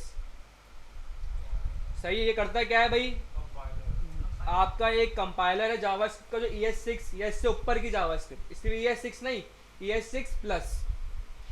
अगर आप इसकी डिस्क्रिप्शन पढ़े ना, ये देखें बेबल क्या है, एक free open source JavaScript transcompiler है, जो मेनली यूज किस लिए होता है, कन्वर्ट करने के लिए। ECMAScript 2015 में ES6 आई थी, ES6 प्लस, इससे ऊपर की जितनी भी जावास्क्रिप्ट है इनको क्या करता है, कन्वर्ट करता है बैकवर्ड कंपैटिबल जावास्क्रिप्ट कोड के अंदर। बैकवर्ड यानी कि पीछे वाले वर्जन में, तो पीछे कौन सा वर्जन आता है, ES6 से ES5 आता है, सही है, उसमें कन्वर्ट करता है ये। बस इसके लिए इतना जानना आपके लिए काफ़ी। सवाल होता है नॉर्मली रिएक्ट डेवलपर से भी और बैकएंड में भी कि भाई बेबल वगैरह क्या काम कर रहे होते हैं, तो आपको पता होना चाहिए बेबल ये काम करता है कि ES6 के कोड को ES5 में कन्वर्ट करता है। क्यों, भाई ब्राउज़र ES6 नहीं समझते, डायरेक्ट ब्राउज़र पर सपोर्ट नहीं है। और रिएक्ट के अंदर भी भाई इसलिए समझ पा दूँगा, रिएक्ट के अंदर बाय डिफ़ॉल्ट बेबल इंस्टॉल होता है। क्लियर है यहाँ तक भाई? लिखने वाली बातें हैं, आप लोग लिखने की नहीं लग रहा है मुझे कुछ। मैं क्या आप बोल रहा हूँ, बस लिखते रहो जो इम्पोर्टेंट लगे बात। चलो अगर आप इसमें कंफर्टेबल हो तो भाई ये कर लो, ठीक है भाई, ये कर लो, बस भूलना नहीं है भाई, जो चीज़ें बता रहा हूँ। अच्छा जी, तो एक्सप्रेस इंस्टॉल हो चुका है। अब क्या करना है भाई, एक्सप्रेस को इंस्टॉल कर लिया। अब इसको अभी हम क्या करने जा रहे हैं, अपना सर्वर बनाना जा रहे हैं, खुद का सर्वर बनाना चाह रहे हैं, बस इसको रन करेंगे। तो एक्सप्रेस को इंपोर्ट करना है, तो भाई इंपोर्ट कैसे करते हैं, यहाँ पे const express is equals to import के बजाय क्या लिखूंगा मैं, अब रिक्वायर, और रिक्वायर के अंदर भाई डायरेक्टली एक्सप्रेस, ठीक है भाई। अब क्या करना है भाई, ये तो हो गया, const app is equals to इस एक्सप्रेस जो मैंने यहाँ पे उठाया है इसको मुझे कॉल करना है। एक्सप्रेस एक फंक्शन है, ये मैंने क्या करा है, यहाँ पे इंपोर्ट किया है मैंने, और यहाँ मैंने क्या करा है, कॉल किया। या अगर इसको मैं यूं कहूँ कि मैंने ये एक्सप्रेस को इनिशियलाइज या इनिशिएट कर दिया। यहाँ पे फंक्शन है एक्सप्रेस की लाइब्रेरी से मिल रहा है। क्लियर है यहाँ तक? देखो एक्सप्रेस एक लाइब्रेरी है जो आप मैंने यहाँ से उठाई है और इस एक्सप्रेस नाम के वेरिएबल में रख दी, और इस एक्सप्रेस को मैंने यहाँ पे कॉल कर दिया, मतलब मैंने बता दिया कि भाई मैं इस एक्सप्रेस को यूज़ कर रहा हूँ प्रोजेक्ट के अंदर। बिल्ट इन फंक्शन है एक्सप्रेस ना, ये बिल्ट इन। और फिर मैंने एक वेरिएबल बनाया, वेरिएबल का नाम कुछ भी रख सकते हैं आप। देखिए ये भी एक्सप्रेस जो है ना, नाम कुछ भी रख सकता है। असल कहानी है बस ये इंपोर्ट यहाँ से कुछ होके आ रहा है, स्ट्रिंग इंपोर्ट हो रहा है, उसको इंपोर्ट मैं किसी वेरिएबल में स्टोर कराऊंगा पहले यहाँ पे। अच्छा, रिक्वायर की वजह से एक्सप्रेस की जगह भी कुछ भी लिख सकते हैं, रिक्वायर है बेसिकली काम करेगा। देखो असल बस ये है यहाँ पे लाइन जो एज इट इज रहेगी, इस एक्सप्रेस की जगह आप कुछ भी लिख सकते हैं। स्ट्रिंग में भी एक्सप्रेस ही लिखना होगा, ये पूरी लाइन ऐसी रहेगी, इसको चेंज नहीं कर सकते, क्योंकि आप एक्सप्रेस एक लाइब्रेरी है, उसका नाम है एक्सप्रेस, उसको उठा रहे हो तो उसका नाम बदल दोगे तो कैसे उठाओगे फिर? ये वेरिएबल है आपका, अच्छा स्ट्रिंग में ये वेरिएबल है, इसका नाम कुछ भी रख सकते हो भाई, लेकिन स्टैंडर्ड तरीका यही है कि आप एक्सप्रेस उठा रहे हो तो आप क्या रखोगे, इसका नाम एक्सप्रेस ही रखो, बेहतर है। हाँ दोनों से बना सकते हो, बस मसला सिर्फ इम्पोर्ट एक्सपोर्ट का है बस यहाँ, बाकी सारी चीज़ें वही चलेंगी यहाँ पर। क्लियर है। दूसरा मैं एक्सप्रेस को यहाँ कॉल करता हूँ, ये फंक्शन है, इसको भी भाई नाम है सिर्फ वेरिएबल कुछ भी रख सकते हैं, लेकिन बेहतर तरीका क्या है, ऐप रखते हैं लोग कि भाई ताकि चीज़ें समझ में आए कि अच्छा मैं एक्सप्रेस को अपनी पूरी ऐप के अंदर अब इस्तेमाल कर सकता हूँ। तो लाइन क्लियर है ये। अच्छा भाई अब ऐप डॉट हमें मिलता है यहाँ पे एक फंक्शन मिलता है लिसन के नाम से, इसको मैं कॉल करें, लिसन आपसे दो चीज़ें लेता है, एक्सप्रेस से मिलता है एक्सप्रेस ऐप से मिलता है, ऐप से कॉल पे ऐप डॉट लिसन। इस लिसन के अंदर आप दो चीज़ें पास करते हो, एक आपकी पोर्ट के किस पोर्ट पे आप चला रहे हो सर्वर अपना, किस पोर्ट पे आप अपना सर्वर रन करोगे, और दूसरा एक कॉलबैक फंक्शन। अब ये पोर्ट क्या है भाई, नई चीज़ आप याद करें, जब मैं रिएक्ट का सर्वर ऑन करता था तो वो कहाँ चलता है, रिएक्ट का सर्वर चलता है लोकल होस्ट 5173। अब ये पोर्ट है, अब सवाल आता है पोर्ट क्या होती है ये। देखिए दो किस्म की पोर्ट होती हैं, एक होती है फिजिकल पोर्ट और एक होती है लॉजिकल पोर्ट। एक ये पोर्ट है जो मेरे लैपटॉप में USB पोर्ट हो गई या आपके चार्जर की पोर्ट हो गई, सही पोर्ट कहते हैं, ये होती है फिजिकल पोर्ट्स। कुछ होती हैं लॉजिकल पोर्ट्स। लॉजिकल पोर्ट्स कैसे काम करती है भाई, लॉजिकल पोर्ट आपके मतलब मदरबोर्ड या आपके प्रोसेसर के अंदर होती है, जो कनेक्टिव जो रूट का काम करती है। बाहर से अगर आप किसी चीज़ को कनेक्ट करवाना चाह रहे हो, कोई रास्ते का काम करती है लॉजिकल पोर्ट। जैसे मैं पोर्ट्स, जैसे रिएक्ट की ऐप के लिए भाई क्या है 5173 पोर्ट एलोकेट हुई है मेरे सिस्टम के अंदर कि मेरी रिएक्ट की ऐप इसी पोर्ट पे चलेगी। ठीक है, जो ओल्ड रिएक्ट थी उसमें क्या होता था 3000 पे चलती थी। ये मतलब समझे जगहें हैं आपके सिस्टम के अंदर, जगहें हैं कि जिन जगहों से आप अपनी कोई सर्वर कनेक्ट कर रहे हो। क्लियर है, रास्ता है आपका, एक रूट है, रूट है आपके सिस्टम के अंदर है। क्लियर है, तो ये पोर्ट होती है, हम कोई ना कोई पोर्ट एलोकेट करते हैं। देखिए मैं बार बार रिएक्ट से लिए कंपेयर करूँगा, अभी आप रिएक्ट करंट पढ़ लें तो आपको चीज़ें समझ में आ जाएंगी। रिएक्ट की ऐप भी देखिए, ये भी रिएक्ट का सर्वर चलाते हैं नोट जेएस के यहाँ पे एनवायरनमेंट डेव करके। अभी हम ये फर्क ये अपना खुद का सर्वर चलाने जा रहे हैं बना के, तो सर्वर जब बनाते हैं तो आपने बताना पड़ता है कि भाई मेरी एप्लीकेशन का सर्वर किस पोर्ट पे चलेगा किसी बंदे के। जैसे रिएक्ट वाले ने बता दिया कि भाई रिएक्ट का सर्वर आपके 5173 पे चलेगा, तो मुझे भी तो बताना पड़ेगा मेरा सर्वर किस पोर्ट पे चलेगा, तो वो पोर्ट ये पोर्ट है। ठीक है भाई, तो पोर्ट हम लिखते कैसे हैं भाई, ऐसे लिखते हैं इसको, कॉन्स्ट पोर्ट। अच्छा इसको नॉर्मली लोग कैपिटल में लिखते हैं। आप कोई भी पोर्ट दे देते, मैं यहाँ पे देता हूँ फॉर एग्जाम्पल 5000, कुछ भी नाम रख सकते हैं मर्जी आप कोई भी रख दें 5000, सही है। वो भी पोर्ट ही होती है, वो भी आप कुछ भी रख दें, यहाँ पे 3000 रख दें, कोई 5000 रख दें, 325 रख दें, कुछ भी रख सकते हैं, रख सकते हैं, सही है। लेकिन अगर रिएक्ट की ऐप भी चल रही है 5173 पे करंटली और आपने इसको भी नाम रख दिया 5173, तो फिर नहीं चलेगा, फिर मसला आ जाएगा। क्योंकि भाई रास्ता एक ही है, एक ही रास्ते पे दो बंदे ट्रैवल कैसे करेंगे, बात समझ में आ रही है। इसको कंपेयर करें रिएक्ट के सर्वर से कि आप वही काम जो रिएक्ट ने किया हुआ काम आप भी वही काम करने जा रहे हैं, अपना सर्वर बनाने जा रहे हैं। तो भाई मैंने क्या रख दिया 5000 रख दिया, ताकि अगर मेरी रिएक्ट की ऐप भी ऑन हुई भी है तो ये पोर्ट क्या करे, कॉन्फ्लिक्ट ना करे। तो ये हो गई पोर्ट है, अल्फाबेटिक नंबर होता है पोर्ट, कोई नंबर होता है ये। और नंबर की वजह से अल्फाबेट यार बस मेरे ख्याल में एड्रेस की वजह से कोई होता है, एड्रेस वगैरह शायद नंबर में ही होता है इसका। तो फर्स्ट यहाँ पे क्या पास करते हैं, जो पोर्ट का वेरिएबल है वो पास किया मैंने यहाँ पे, कॉमा, इसके बाद एक कॉलबैक फंक्शन होता है जो एक मैसेज रिटर्न करता है आपको, कि वो पहचान होती है कि भाई आपका सर्वर चल रहा है नहीं चल रहा। एक मैसेज आप दिखाते हो, जैसे हम रिएक्ट का सर्वर ऑन करते हैं तो वहाँ पे मैसेज आता है क्या कि server is running on this, और नीचे आता है भाई HTTP लोकल हो, इसको ऑन कर लो। ये सब मैसेजेस हैं जो बताते हैं कि सर्वर स्टार्ट हो चुका है।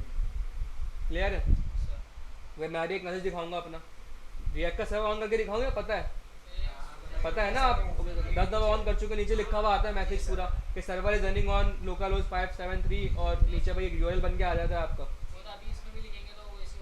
बिल्कुल एक मैसेज होता है बेसिकली वो। तो मैं यहाँ मैसेज दिखा रहा हूँ क्या, console.log क्या, देखिए यहाँ पे रिटर्न करवाना पड़ता है। अगर मैं कर्ली ब्रैकेट लगाऊंगा ना तो फिर मैं रिटर्न लिखना पड़ेगा मुझे। अगर मैं कुछ भी नहीं लगा रहा, सिर्फ एरो लगाए हुए, तो आपको रिएक्ट में मैंने बताई थी बात कि रिटर्न हो रहा होता है बाय डिफॉल्ट। रिएक्ट में ही मैंने बताया था, एक सेंटेक्स ये भी होता है, रिटर्न हो रहा है। यहाँ पे रिटर्न करवाने की वजह हमें मैसेज को रिटर्न करवाना है कि कोई बंदा सर्वर ऑन करे तो उसको ये वाला मैसेज दिखे, रिटर्न हो, server is running on local host, और जो मेरी पोर्ट का नाम है उसको मैं ऐसे दे दूंगा बैक टिक्स के अंदर, पोर्ट। क्लियर है? आपने एक और चीज़ देखी होगी, जब एक दफ़ा आप रिएक्ट का सर्वर स्टार्ट करते हैं एंड ड्राइव लिख के, आप उस टर्मिनल के ऊपर जब वो सर्वर ऑन होते आप उस टर्मिनल के ऊपर कोई काम कर सकते हैं और नहीं कर सकते। आप जो की भी प्रेस करेंगे ना तो भी कोई फर्क नहीं पड़ेगा। क्यों? क्योंकि जब भी सर्वर स्टार्ट होता है आपका इंटायर टर्मिनल वो ऑक्यूपाई कर लेता है, आप उसके ऊपर और फिर मजीद कोई काम नहीं कर सकते। तो भाई यहाँ भी वही सिनेरियो, ये भी सर्वर बना रहे हैं हम क्योंकि अपना। मैं आता हूँ यहाँ पे, मैंने सब क्लियर किया। अच्छा अब एक और चीज़, सर्वर भाई स्टार्ट कैसे करें? सर्वर बन तो गया, बस ये हमारा सर्वर बन गया इस तरीके से, ये मैंने अपना सर्वर बना लिया खुद का। जी बन चुका है सर्वर। जी सर्वर एक सर्वर की एक सर्वर का एक ढांचा बन चुका है ये। अब बाकी सारे काम इस सर्वर के अंदर, इसी सर्वर पे एपीआईज बनाएंगे, इस सर्वर को सारे काम करेंगे। सही है? तो एक बेसिक सर्वर का स्ट्रक्चर हमारा बन चुका है। अब सर्वर चलाएं कैसे? भाई चलता है ऐसे, आप लिखोगे सिंपल npm, अच्छा npm नहीं, नोट और फाइल का नाम index.jsp, बिल्कुल वही है, सर्वर स्टार्ट करने की कमांड है। अभी ये है, बदल दूंगा आगे जाके बेस को भी, लेकिन अभी ये सही है। क्या आ गया? Server running on local host 5000। अब देखें यहाँ पे एक कर्सर बना हुआ आ गया। अब मैं कुछ भी प्रेस करूंगा ना, QWER, मुझे कुछ भी काम करने नहीं देगा ये। क्यों? क्योंकि मेरा सर्वर चल रहा है अभी नोड जेएस का। तो भाई ये था सर्वर, इस तरीके से चलाते हैं। सर्वर कहाँ चल रहा है? ये चल रहा है सर्वर, अच्छा रिटर्न हो गया तो इसका मतलब ये सर्वर चल रहा है यहाँ पे। तो दूसरी बात मैं कुछ लिख नहीं पा रहा हूँ यहाँ पे, तो सर्वर स्टार्ट हो चुका है नोड जेएस का। क्लियर है? अब एक और चीज़ भाई, मुझे चेक करना है सर्वर चल रहा है। सर्वर सही नहीं बना होगा तो वहाँ पे ये error आएगा फिर। हाँ कोई एरर आ जाएगा आपके पास। वैसे मैं अगर यहाँ कोई कमेंट वमेंट कर दूँ, यहाँ पे लाइन कमेंट कर दी मैंने यहाँ से, ठीक है। अच्छा एक इशू है यहाँ पे, अभी के लिए इशू क्या है कि मैं अभी कुछ भी चेंज करूँगा ना यहाँ पे, सर्वर को पता नहीं लगेगा। मुझे सर्वर को यहाँ से क्लोज करना पड़ेगा पहले। क्लोज कैसे होता है? कंट्रोल सी से सर्वर स्टॉप हो जाता है, दोबारा सर्वर को रीस्टार्ट करना पड़ेगा। तो देखिए मुझे क्या मिल गया, एरर। अब सारे एरर मैं यहाँ देखूंगा, मेरे पास ब्राउज़र नहीं है। अब यहाँ पे एरर पढ़ना भी थोड़ा सा मुश्किल होता है क्योंकि ज़्यादा कोई कलरिंग वगैरह नहीं दिख रही है आपको, जैसे ब्राउज़र में कलर वाला आ रहा होता है आप उससे पहचान लेते हैं। तो भाई यहाँ पे सब सूखा सूखा चल रहा है, आपने इसी में देखना पड़ेगा क्या लिखा हुआ आ रहा है। भाई reference error express is not, error वही आएंगे जो ब्राउज़र पे आते थे, लेकिन व्यू उस तरीके से नहीं कर पाएंगे आप। कलर वलर अच्छे से छशके वशके कुछ नहीं है यहाँ पे। हाँ तो सर वो पेज शुरू से हम गांव में शो रहते कर रहा हैं। होता है, ये आप गाँव में आ गए हैं दोबारा। हाईलाइट कर रहा होता है, जी हाईलाइट कर रहा होता है, इसमें नहीं करेगा। इसमें नहीं करेगा, इसमें सब वाइट वाइट होगा बस। पहले ब्लैक एंड व्हाइट टीवी, हाँ ये उसी की तनी कहाँ, सर्वर में कोड ऐसी होता है, ब्लैक एंड वाइट होता है। Black and white TV. सही है भाई। और अभी जब नोड 1 कराऊंगा तो थोड़ी बहुत रंग बिरंगी कलरिंग आपके पास आ रही है। वो नहीं देखते होंगे आप फिल्मों में आता है वो ग्रीन रेड टन टन स्क्रीन पे कोडिंग होती हुई आ रही है, वो वाली सिनेरियो यहाँ पे आएगा। वो अभी आएगा, अरे अभी आ जाएगा, नोड 1 में आ जाएगा, वो सपना पूरा हो जाएगा। ग्रीन ग्रीन जो आता है। ग्रीन येलो रेड ग्रीन सब इधर आएंगे कलर, अभी आपको सब मिलेंगे। ये चलाने में मजा आएगा, पहले काम करना नहीं आता। ठीक है भाई, फिर आप बोलेगा लोगों बोलेगा भाई मैं हैकर बन गया। फिर बोलेंगे वो हुई हैकिंग कर रहे हो, बोला हाँ भाई हैकर हूँ मैं, आईडी हैक कर लूँगा फेसबुक। बच के रहिए। अब भाई मैं क्या करता हूँ, मैं भाई चीज़ों को सही मतलब देखें, अभी मुझे और जाके मजीद फर्दर भी और लाइब्रेरी वगैरह इंस्टॉल करनी पड़ेगी। तो भाई मैं ये करता हूँ, इस टर्मिनल को मैं रखता हूँ इंस्टॉलेशन के लिए, और मैं इस जगह पे आ जाता हूँ यहाँ पे, और मैं यहाँ पे आके अपना सर्वर स्टार्ट कर लेता हूँ नोड index.js। सही है, मैं इसको सर्वर का ही एलोकेट कर लेता हूँ और इंस्टॉलेशन वगैरह यहाँ कर रहा होता हूँ। भाई ये आपके अपने अपने प्रेफरेंस है। तो भाई सर्वर तो बन गया सही है। अब एक मसला क्या है, मैं कोई चेंज करूँगा, जैसे मैं लिखा भाई रनिंग सर्वर इज, मैं सर्वर के बीच लगाता हूँ भाई माई सर्वर, यहाँ पे डिस्प्ले नहीं आएगा क्योंकि अपडेट पहुँची नहीं है। अपडेट कैसे पहुँचेंगे, बार बार क्या करना पड़ेगा, सर ये एक प्रॉब्लम है, रीस्टार्ट करना पड़ेगा सर्वर बार बार। सर ये मसले की बात है, क्यों मसला वाली बात है, बार बार उसको फिर स्टॉप करें फिर वापस स्टार्ट करें, अगर भूल गए भूल गए तो चेंजेस नहीं आएंगी। अभी के लिए भाई मसला है, इसको सही करेंगे आगे जाके हम।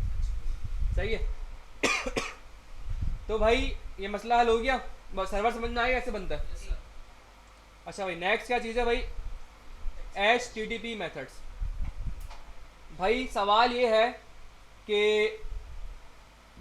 अच्छा सर्वर को अभी तक हमने ब्राउज़र पे कैसे व्यू करें इसको? ब्राउज़र पे तो व्यू करना है इसको, ब्राउज़र पे कैसे व्यू होगा ये? आपका सर्वर कहाँ चल रहा है भाई? मशीन में नहीं कहाँ चल, लोकल होस्ट 5000 पे चल रहा है। मैं इसको ज़रा ब्राउज़र पे ऑन करता हूँ।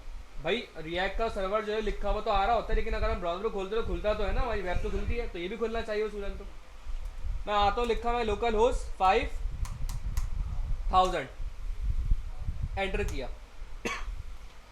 अगर आपके पास लिखा हुआ आ जाए ऐसे कैन नॉट गेट स्लैश, तो इट मीन्स कि आपका सर्वर चल रहा है, चल रहा है, ये एरर नहीं है। एरर क्या है?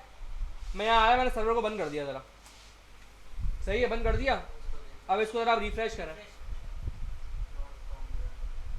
आपको वही एरर मिल रहा है जो रिएक्ट की एप्लीकेशन में मिलता है एरर जब सर्वर बंद होता है रिएक्ट। तो सर यहाँ से एक चीज़ सीखने को मिली भाई बहुत कुछ सीखने को मिलेगा, है, तो सारे समझ में आ रहा है? आपको ये एरर कब मिलता है? जब आपने रिएक्ट की डायरेक्ट लोकल 5173 डायरेक्ट यहाँ पे खोल दिया और आपने सर्वर एनकमिंग डैप चलाया नहीं, आपको ये मिलता है एरर। सर अब ऐसा कुछ काम नहीं हो सकता कि सर्वर के साथ के जब रिएक्ट का जैसे ऑन करते हैं तो ऑटोमेटिकली रूम पे शिफ्ट कर देता है। यहाँ भी हो जाएगा आई थिंक, अभी नहीं होगा तो बाद में जाके हो जाएगा, हो जाएगा यहाँ पे भी वो सीन। अभी नहीं होगा लेकिन बाद में जाके हो जाएगा।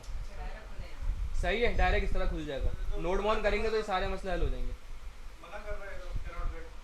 अभी के लिए बस आप ये समझ लो कि भाई अगर आपको ये लिखा हुआ आ रहा है कैन नॉट गेट स्लैश, ये बता रहा है कि भाई इसको स्लैश मतलब मैंने सर्वर पे अपने कोई एपीआई नहीं बनाई। सर्वर पे हम करते क्या है, सर्वर पे आके हम एपीआई क्रिएट करते हैं बस, और कोई काम नहीं करते। तो ये बोल रहा है मुझे कुछ मिल ही नहीं रहा है यहाँ पे, तो इसलिए मुझे बता रहा है एम्प्टी, इसको एपीआई नहीं मिल रही, इसको कोई लेकिन सर्वर चल रहा है। सर्वर चल रहा है।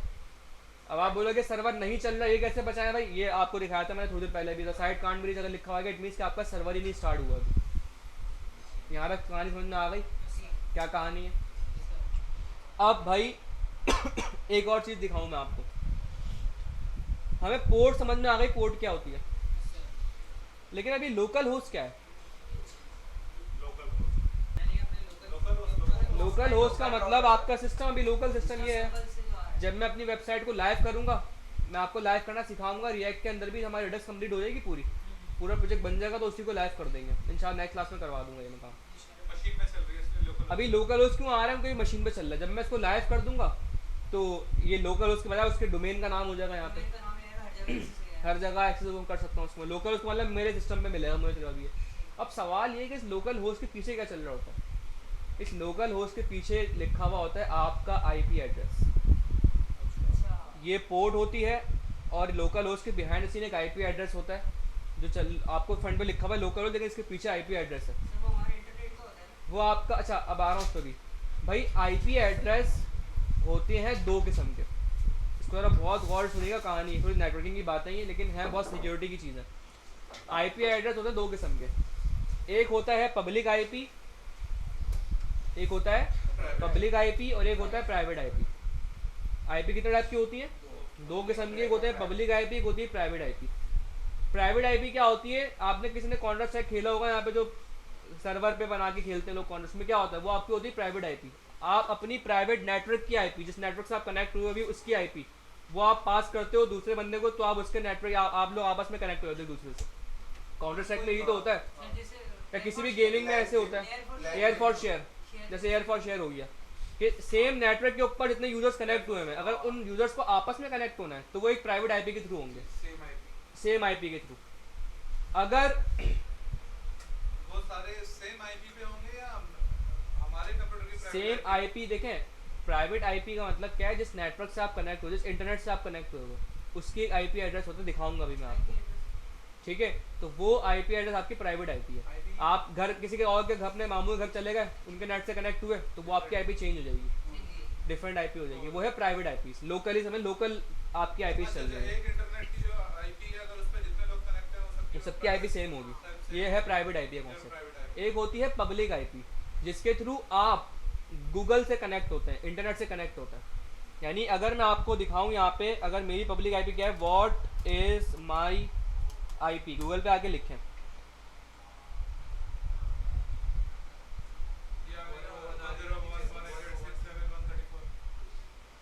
ये एक हाँ ये नीचे दिखा तो रहा है मुझे, अरे भाई रुक जाओ, ये आ रही बल्कि रुक जाओ भाई, मोबाइल की हमारी आईपी जो होती है हर थोड़ी देर में चेंज होती है। वो तो तुम वो यूज करते हो ना VPN। ये मेरी क्या आ रही है आईपी एड्रेस पब्लिक आईपी इस तरीके से होती है। एक आईपी एड्रेस का स्ट्रक्चर होता ही है 192.168.18.1.116। 192 तक तो सही से फिर रहता है। इंटरनेट बंद एक ये स्ट्रक्चर होता है, ये होता है प्राइवेट आईपी का स्ट्रक्चर। पब्लिक आईपी का स्ट्रक्चर होता है ये वो आईपी है जिसके थ्रू आप पाकिस्तान में बैठे हो ना, तो पाकिस्तान की जितनी भी आवाम है, हमारा भाई मतलब जो हमारा एक ये समझ लो हमारा जो गेटवे है उसका है वो इसका नाम है पैमरा, सॉरी पैमरा कह रहा हूँ, पीटी है, पाकिस्तान टेलीकम्युनिकेशन अथॉरिटी। होता क्या है कि हर थोड़ा सा अभी थोड़ा टॉपिक से हट रहा हूँ मैं, लेकिन बड़ी इंटरेस्टिंग चीज़ है ये।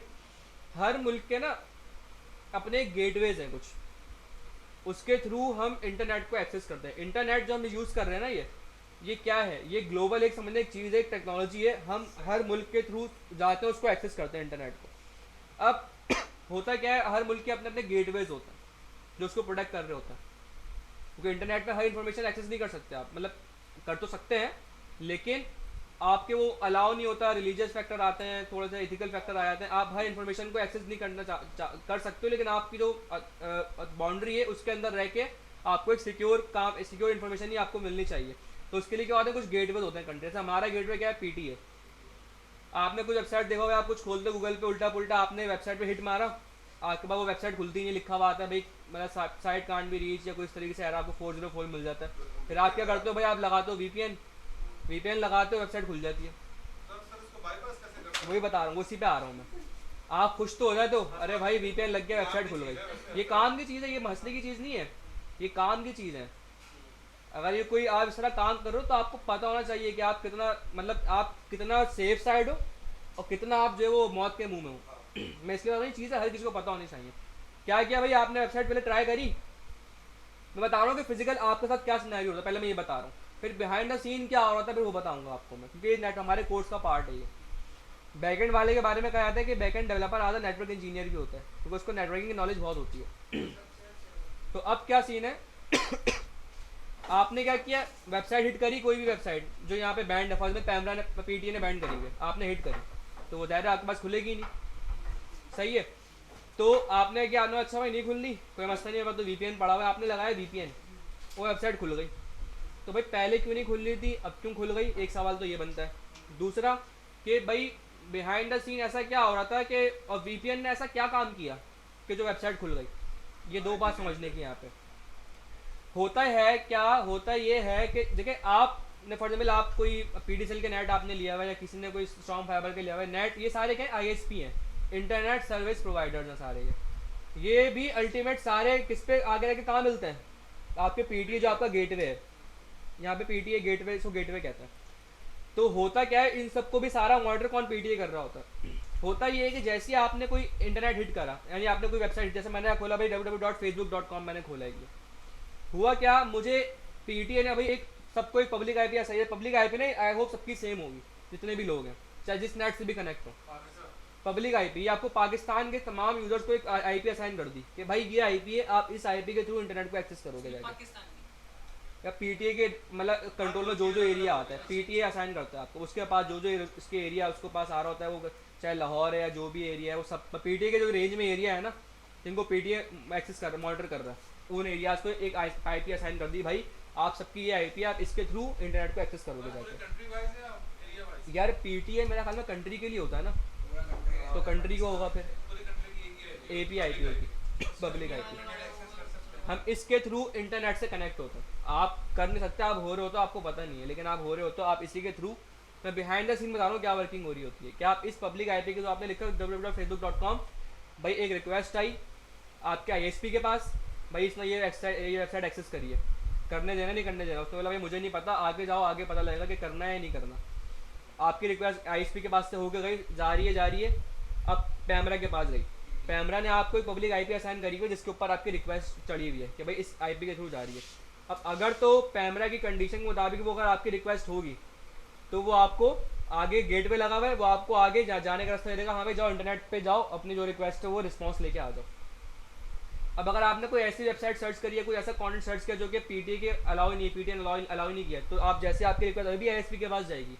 इसीलिए कहते हैं कि आप चाहे वीपीएन लगाओ चाहे कुछ भी लगाओ, आपका आईएसपी के पास जारी होती है इन्फॉर्मेशन, आपके आईएसपी के पास इन्फॉर्मेशन जारी होती है। आईएसपी के पास जाएगी रिक्वेस्ट आपकी, उसने बोला भाई आगे जाओ मुझे नहीं पता। अब जब यहाँ जाएगी ना आगे, आपका वीपीएन अब आता है वीपीएन क्या करता है, वीपीएन ये काम करता है कि वो आपको एक पब्लिक आईपी असाइन करता है, नहीं दूसरी, और वो किसी और कंट्री की होती है, यूएस की होती है, कनाडा की हो गई, कंट्री वाइज तो आईपी चेंज है ना। अब इसका मतलब आप पाकिस्तान में हो ही नहीं, आप पाकिस्तान में, सॉरी ये मैंने गलत बोल दिया, आपकी आईएसपी के पास भी नहीं जारी होती वीपीएन से आप लगाते हो, क्योंकि आपकी अब आईपी ही चेंज हो गई, आप पाकिस्तान के रिहायशी ही नहीं हो, आपकी पब्लिक आईपी चेंज हो गई। तो पब्लिक आईपी चेंज हो गई तो जब आप यहाँ से जाओगे पैमरा के पास, रिक्वेस्ट तो यहीं से जाएगी ना, गेटवे तो आपका गेटवे तो है, आईएसपी के पास नहीं जाएगी। अब डायरेक्ट आप आईएसपी को बाईपास करके जा रहे हो, आपने पहले यहाँ से बाईपास किया आईएसपी को, क्योंकि उससे ताल्लुक ही नहीं है आपका, आईएसपी को बाईपास किया, फिर आप करोगे पैमरा को, अपना पीटीए को बाईपास करोगे। क्यों? क्योंकि भाई पीटीए तो पब्लिक आईपी जिन लोगों की सेम है उनको देख रहा होगा ना बस। अब आप तो, आपकी तो आईपी सेम ही नहीं है, आपकी तो बिल्कुल डिफरेंट आईपी आ रही है, तो वो रिक्वेस्ट क्या करेगी, पीटीए को बाईपास करके जाती है और वो डायरेक्ट फिर जाके इंटरनेट को एक्सेस कर लेती है। सब इंटरनेट तो कनेक्शन तो यहीं का यूज हो रहा है ना, कनेक्शन यहीं का यूज़ हो रहा है, रिक्वेस्ट लेकिन इस आईपी से नहीं जाएगी। जो लोकेशन है, देखिए आईपी क्या करती है, लोकेशन ट्रैक करते हैं सिस्टम कि भाई आप पाकिस्तान में हो या कहाँ पर हो, ठीक है। अगर मेरी पब्लिक आईपी है तो मेरी इस पर एक लोकेशन चढ़ी हुई होगी मेरे कंट्री की कि भाई इस कंट्री में रहता है बंदा, कनेक्शन भले यहीं का है लेकिन आईपी चेंज होती है। इसलिए जो हैकर्स हैं, जैसे बीच में भी आपने देखा था कि वो आसिम बाजवा की वो वॉइस लीक हो गई थी, आर्मी के बीच में एक इंसिडेंट हुआ था, तो आर्मी वालों ने उनको बड़ा अच्छी खासी उसको रकम देने का कहा था कि भाई आप भाई वॉइस लीक नहीं कर रहा हूँ, आपको रकम देंगे, माफ कर दो। सही है। लेकिन आप ये चेक करें, और आर्मी भाई आपको पता है यहाँ पे मतलब वही सब कुछ है, बादशाह वही है, माई बाप है आपके वो, लेकिन उस बंदे को पकड़ नहीं पाई। क्यों? हैकर्स जो है ना, हैकर्स ये क्या करते हैं, इनको कोई पकड़ ही नहीं पा रहा। क्यों? क्योंकि ब्लिंक ऑफ एन आई पे इनकी आईपी चेंज हो रही होती है, क्योंकि ये क्या करते हैं, ये डार्क वेब के थ्रू चीज़ों को करते हैं। डार्क वेब क्या है, बेसिकली इंटरनेट की कुछ लेयर है, थोड़ा सा पढ़ना का इंटरेस्ट हो इसके बारे में, आपको जो इंटरनेट है ना, मैंने पढ़ा। ये कुछ लेयर होती हैं। एक आई थिंक आपकी डीप वेब होती है, एक डार्क वेब होती है, और एक जो इंटरनेट आप यूज़ कर रहे हैं, ये समझ रहे हैं बहुत पाकीज़ा और बहुत साफ़ सुथरा इंटरनेट है, यूज़ कर रहे हैं 5%, असल इंटरनेट का आप वो 5% यूज़ कर रहे हैं, और ये समझ लें बहुत प्योरीफिकेशन वर्जन यूज़ कर रहे हैं आप इंटरनेट का। तो सोचें असल वर्जन क्या होगा इसका। असल वर्जन अगर आपने आप ऐसे एक्सेस कर भी नहीं सकते, उसके लिए आपको ये चीज़ नहीं चाहिए, आपको डिफरेंट ऑपरेटिंग सिस्टम चाहिए, आपको लिनक्स चाहिए होता है उसके लिए। लिनक्स ऑपरेटिंग सिस्टम के ऊपर इसका एक डिफरेंट ब्राउज़र होता है डार्क वेब को एक्सेस करने का। डार्क वेब मतलब जो अदर बाकी सारा परसेंटेज है, आपको एक ब्राउज़र है टॉर नाम आता है उसका, और वो इस पर चलता भी नहीं, वो लिनक्स पर चलता है। आपको लिनक्स ऑपरेटिंग सिस्टम, जितने भी हैकर्स होते हैं आप देखिए लिनक्स पे काम करते हैं, उसकी वजह है विंडोज़ सिक्योर नहीं है, इसका सारा डाटा माइक्रोसॉफ्ट के पास जा रहा होता है, लिनक्स का डाटा किसी के पास नहीं जाता, क्योंकि लिनक्स का कोई ओनर ही नहीं है, लिनक्स को बनाया ही कम्युनिटी ने। लिनक्स इसीलिए ओपन सोर्स है, माइक्रोसॉफ्ट ओपन सोर्स नहीं, ये आपसे पैसे लेता है, माइक्रोसॉफ्ट आपसे पैसे लेता है। लिनक्स है ओपन सोर्स, लोगों ने कम्युनिटी ने मिलकर लिनक्स को बनाया है और लोग ही संभाल लें, इसका डाटा किसी के पास नहीं जा रहा होता, हवा में इसका डाटा, हवा में क्लाउड पे चल रहा है इसका डाटा। तो इसलिए जितने भी हैकर्स हैं लिनक्स यूज़ करते हैं ये। लिनक्स में अब डार्क वेब को अगर आपने एक्सेस करना है तो ब्राउज़र होता है इसके लिए टॉर, उसके थ्रू आप डार्क वेब को जाके एक्सेस करते हो। डार्क वेब क्या है भाई, ये इंटरनेट का गंदा तरीन समझ लें कि एक परसेंटेज है, वहाँ सारे आपके ये जो आपका डेटा बिक रहा होता है, ये ठीक है ना, हम अक्सर सुन रहे होते हैं भाई मिजान बैंक का डेटा चोरी हो गया, वो हैकर्स बोल रहे हैं भाई आप इतने करोड़ दो, इतने करोड़ दो, ये डेटा बिकता है डार्क वेब पे। आपका जो डेटा सारा हो रहा होता है ना, ये सारा डार्क वेब पे बिक रहा होता है। डार्क वेब पे खूब इनका बिजनेस चल रहा होता है, सेल परचेज होती है, वेपन्स की डीलिंग वहाँ चल रही होती है, तो सारे 2 नंबर काम समझ लें डार्क वेब पे चल रहे होता है। तो जो हैकर्स है ना, वो हैकर नॉर्मली आते ही डार्क वेब से। आपने यूज किया डार्क वेब? नहीं मैंने यूज़ नहीं किया, करना भी नहीं भाई, पकड़ में आ जाओगे, FIA घर पे पहुँच जाएगी तुम्हारे। तो उनको आप बोल रहे हैं, उनको तो पता ही नहीं चलेगा। काली भी को आती है 10 मिनट। भाई उनको पता नहीं लगता जो हैकर होता है, हैकर डार्क वेब को ऐसे यूज़ कर नहीं सकते। आपको लिनक्स चाहिए, आपको एक डिफरेंट IP चाहिए, उसके लिए आप यहाँ से बैठो तो खोल ही नहीं सकते। अगर आपने खोल लिया तो आप समझे गए, आपका काम हो गया, VPN से चलती भी नहीं है। वो बिल्कुल डिफरेंट चीज़ है। तो हैकर्स जो होते हैं ना, इसलिए उनको पकड़ना बहुत मुश्किल होता है। क्यों? क्योंकि विद इन सेकेंड्स उनकी IPs चेंज हो रही होती है। आप बोलोगे भाई अच्छा ये वहाँ ये पाकिस्तान में बैठा हुआ है, वो कहता है अच्छा पाकिस्तान में बैठा हूँ, रिफ्रेश करो, ज़रा रिफ्रेश किया अमेरिका पहुँच गया, वो कहता है अच्छा अमेरिका में रिफ्रेश करो यहाँ पहुँच गया। मतलब विद इन सेकेंड उनकी IPs चेंज हो रही होती है, आप ट्रैक कैसे करोगे उसको? और वो IP कौन चेंज हो रही होती है? Public IP। VPN जो है ना, VPN वो यही काम करता है, आपको एक नई पब्लिक आईपी असाइन कर देता है।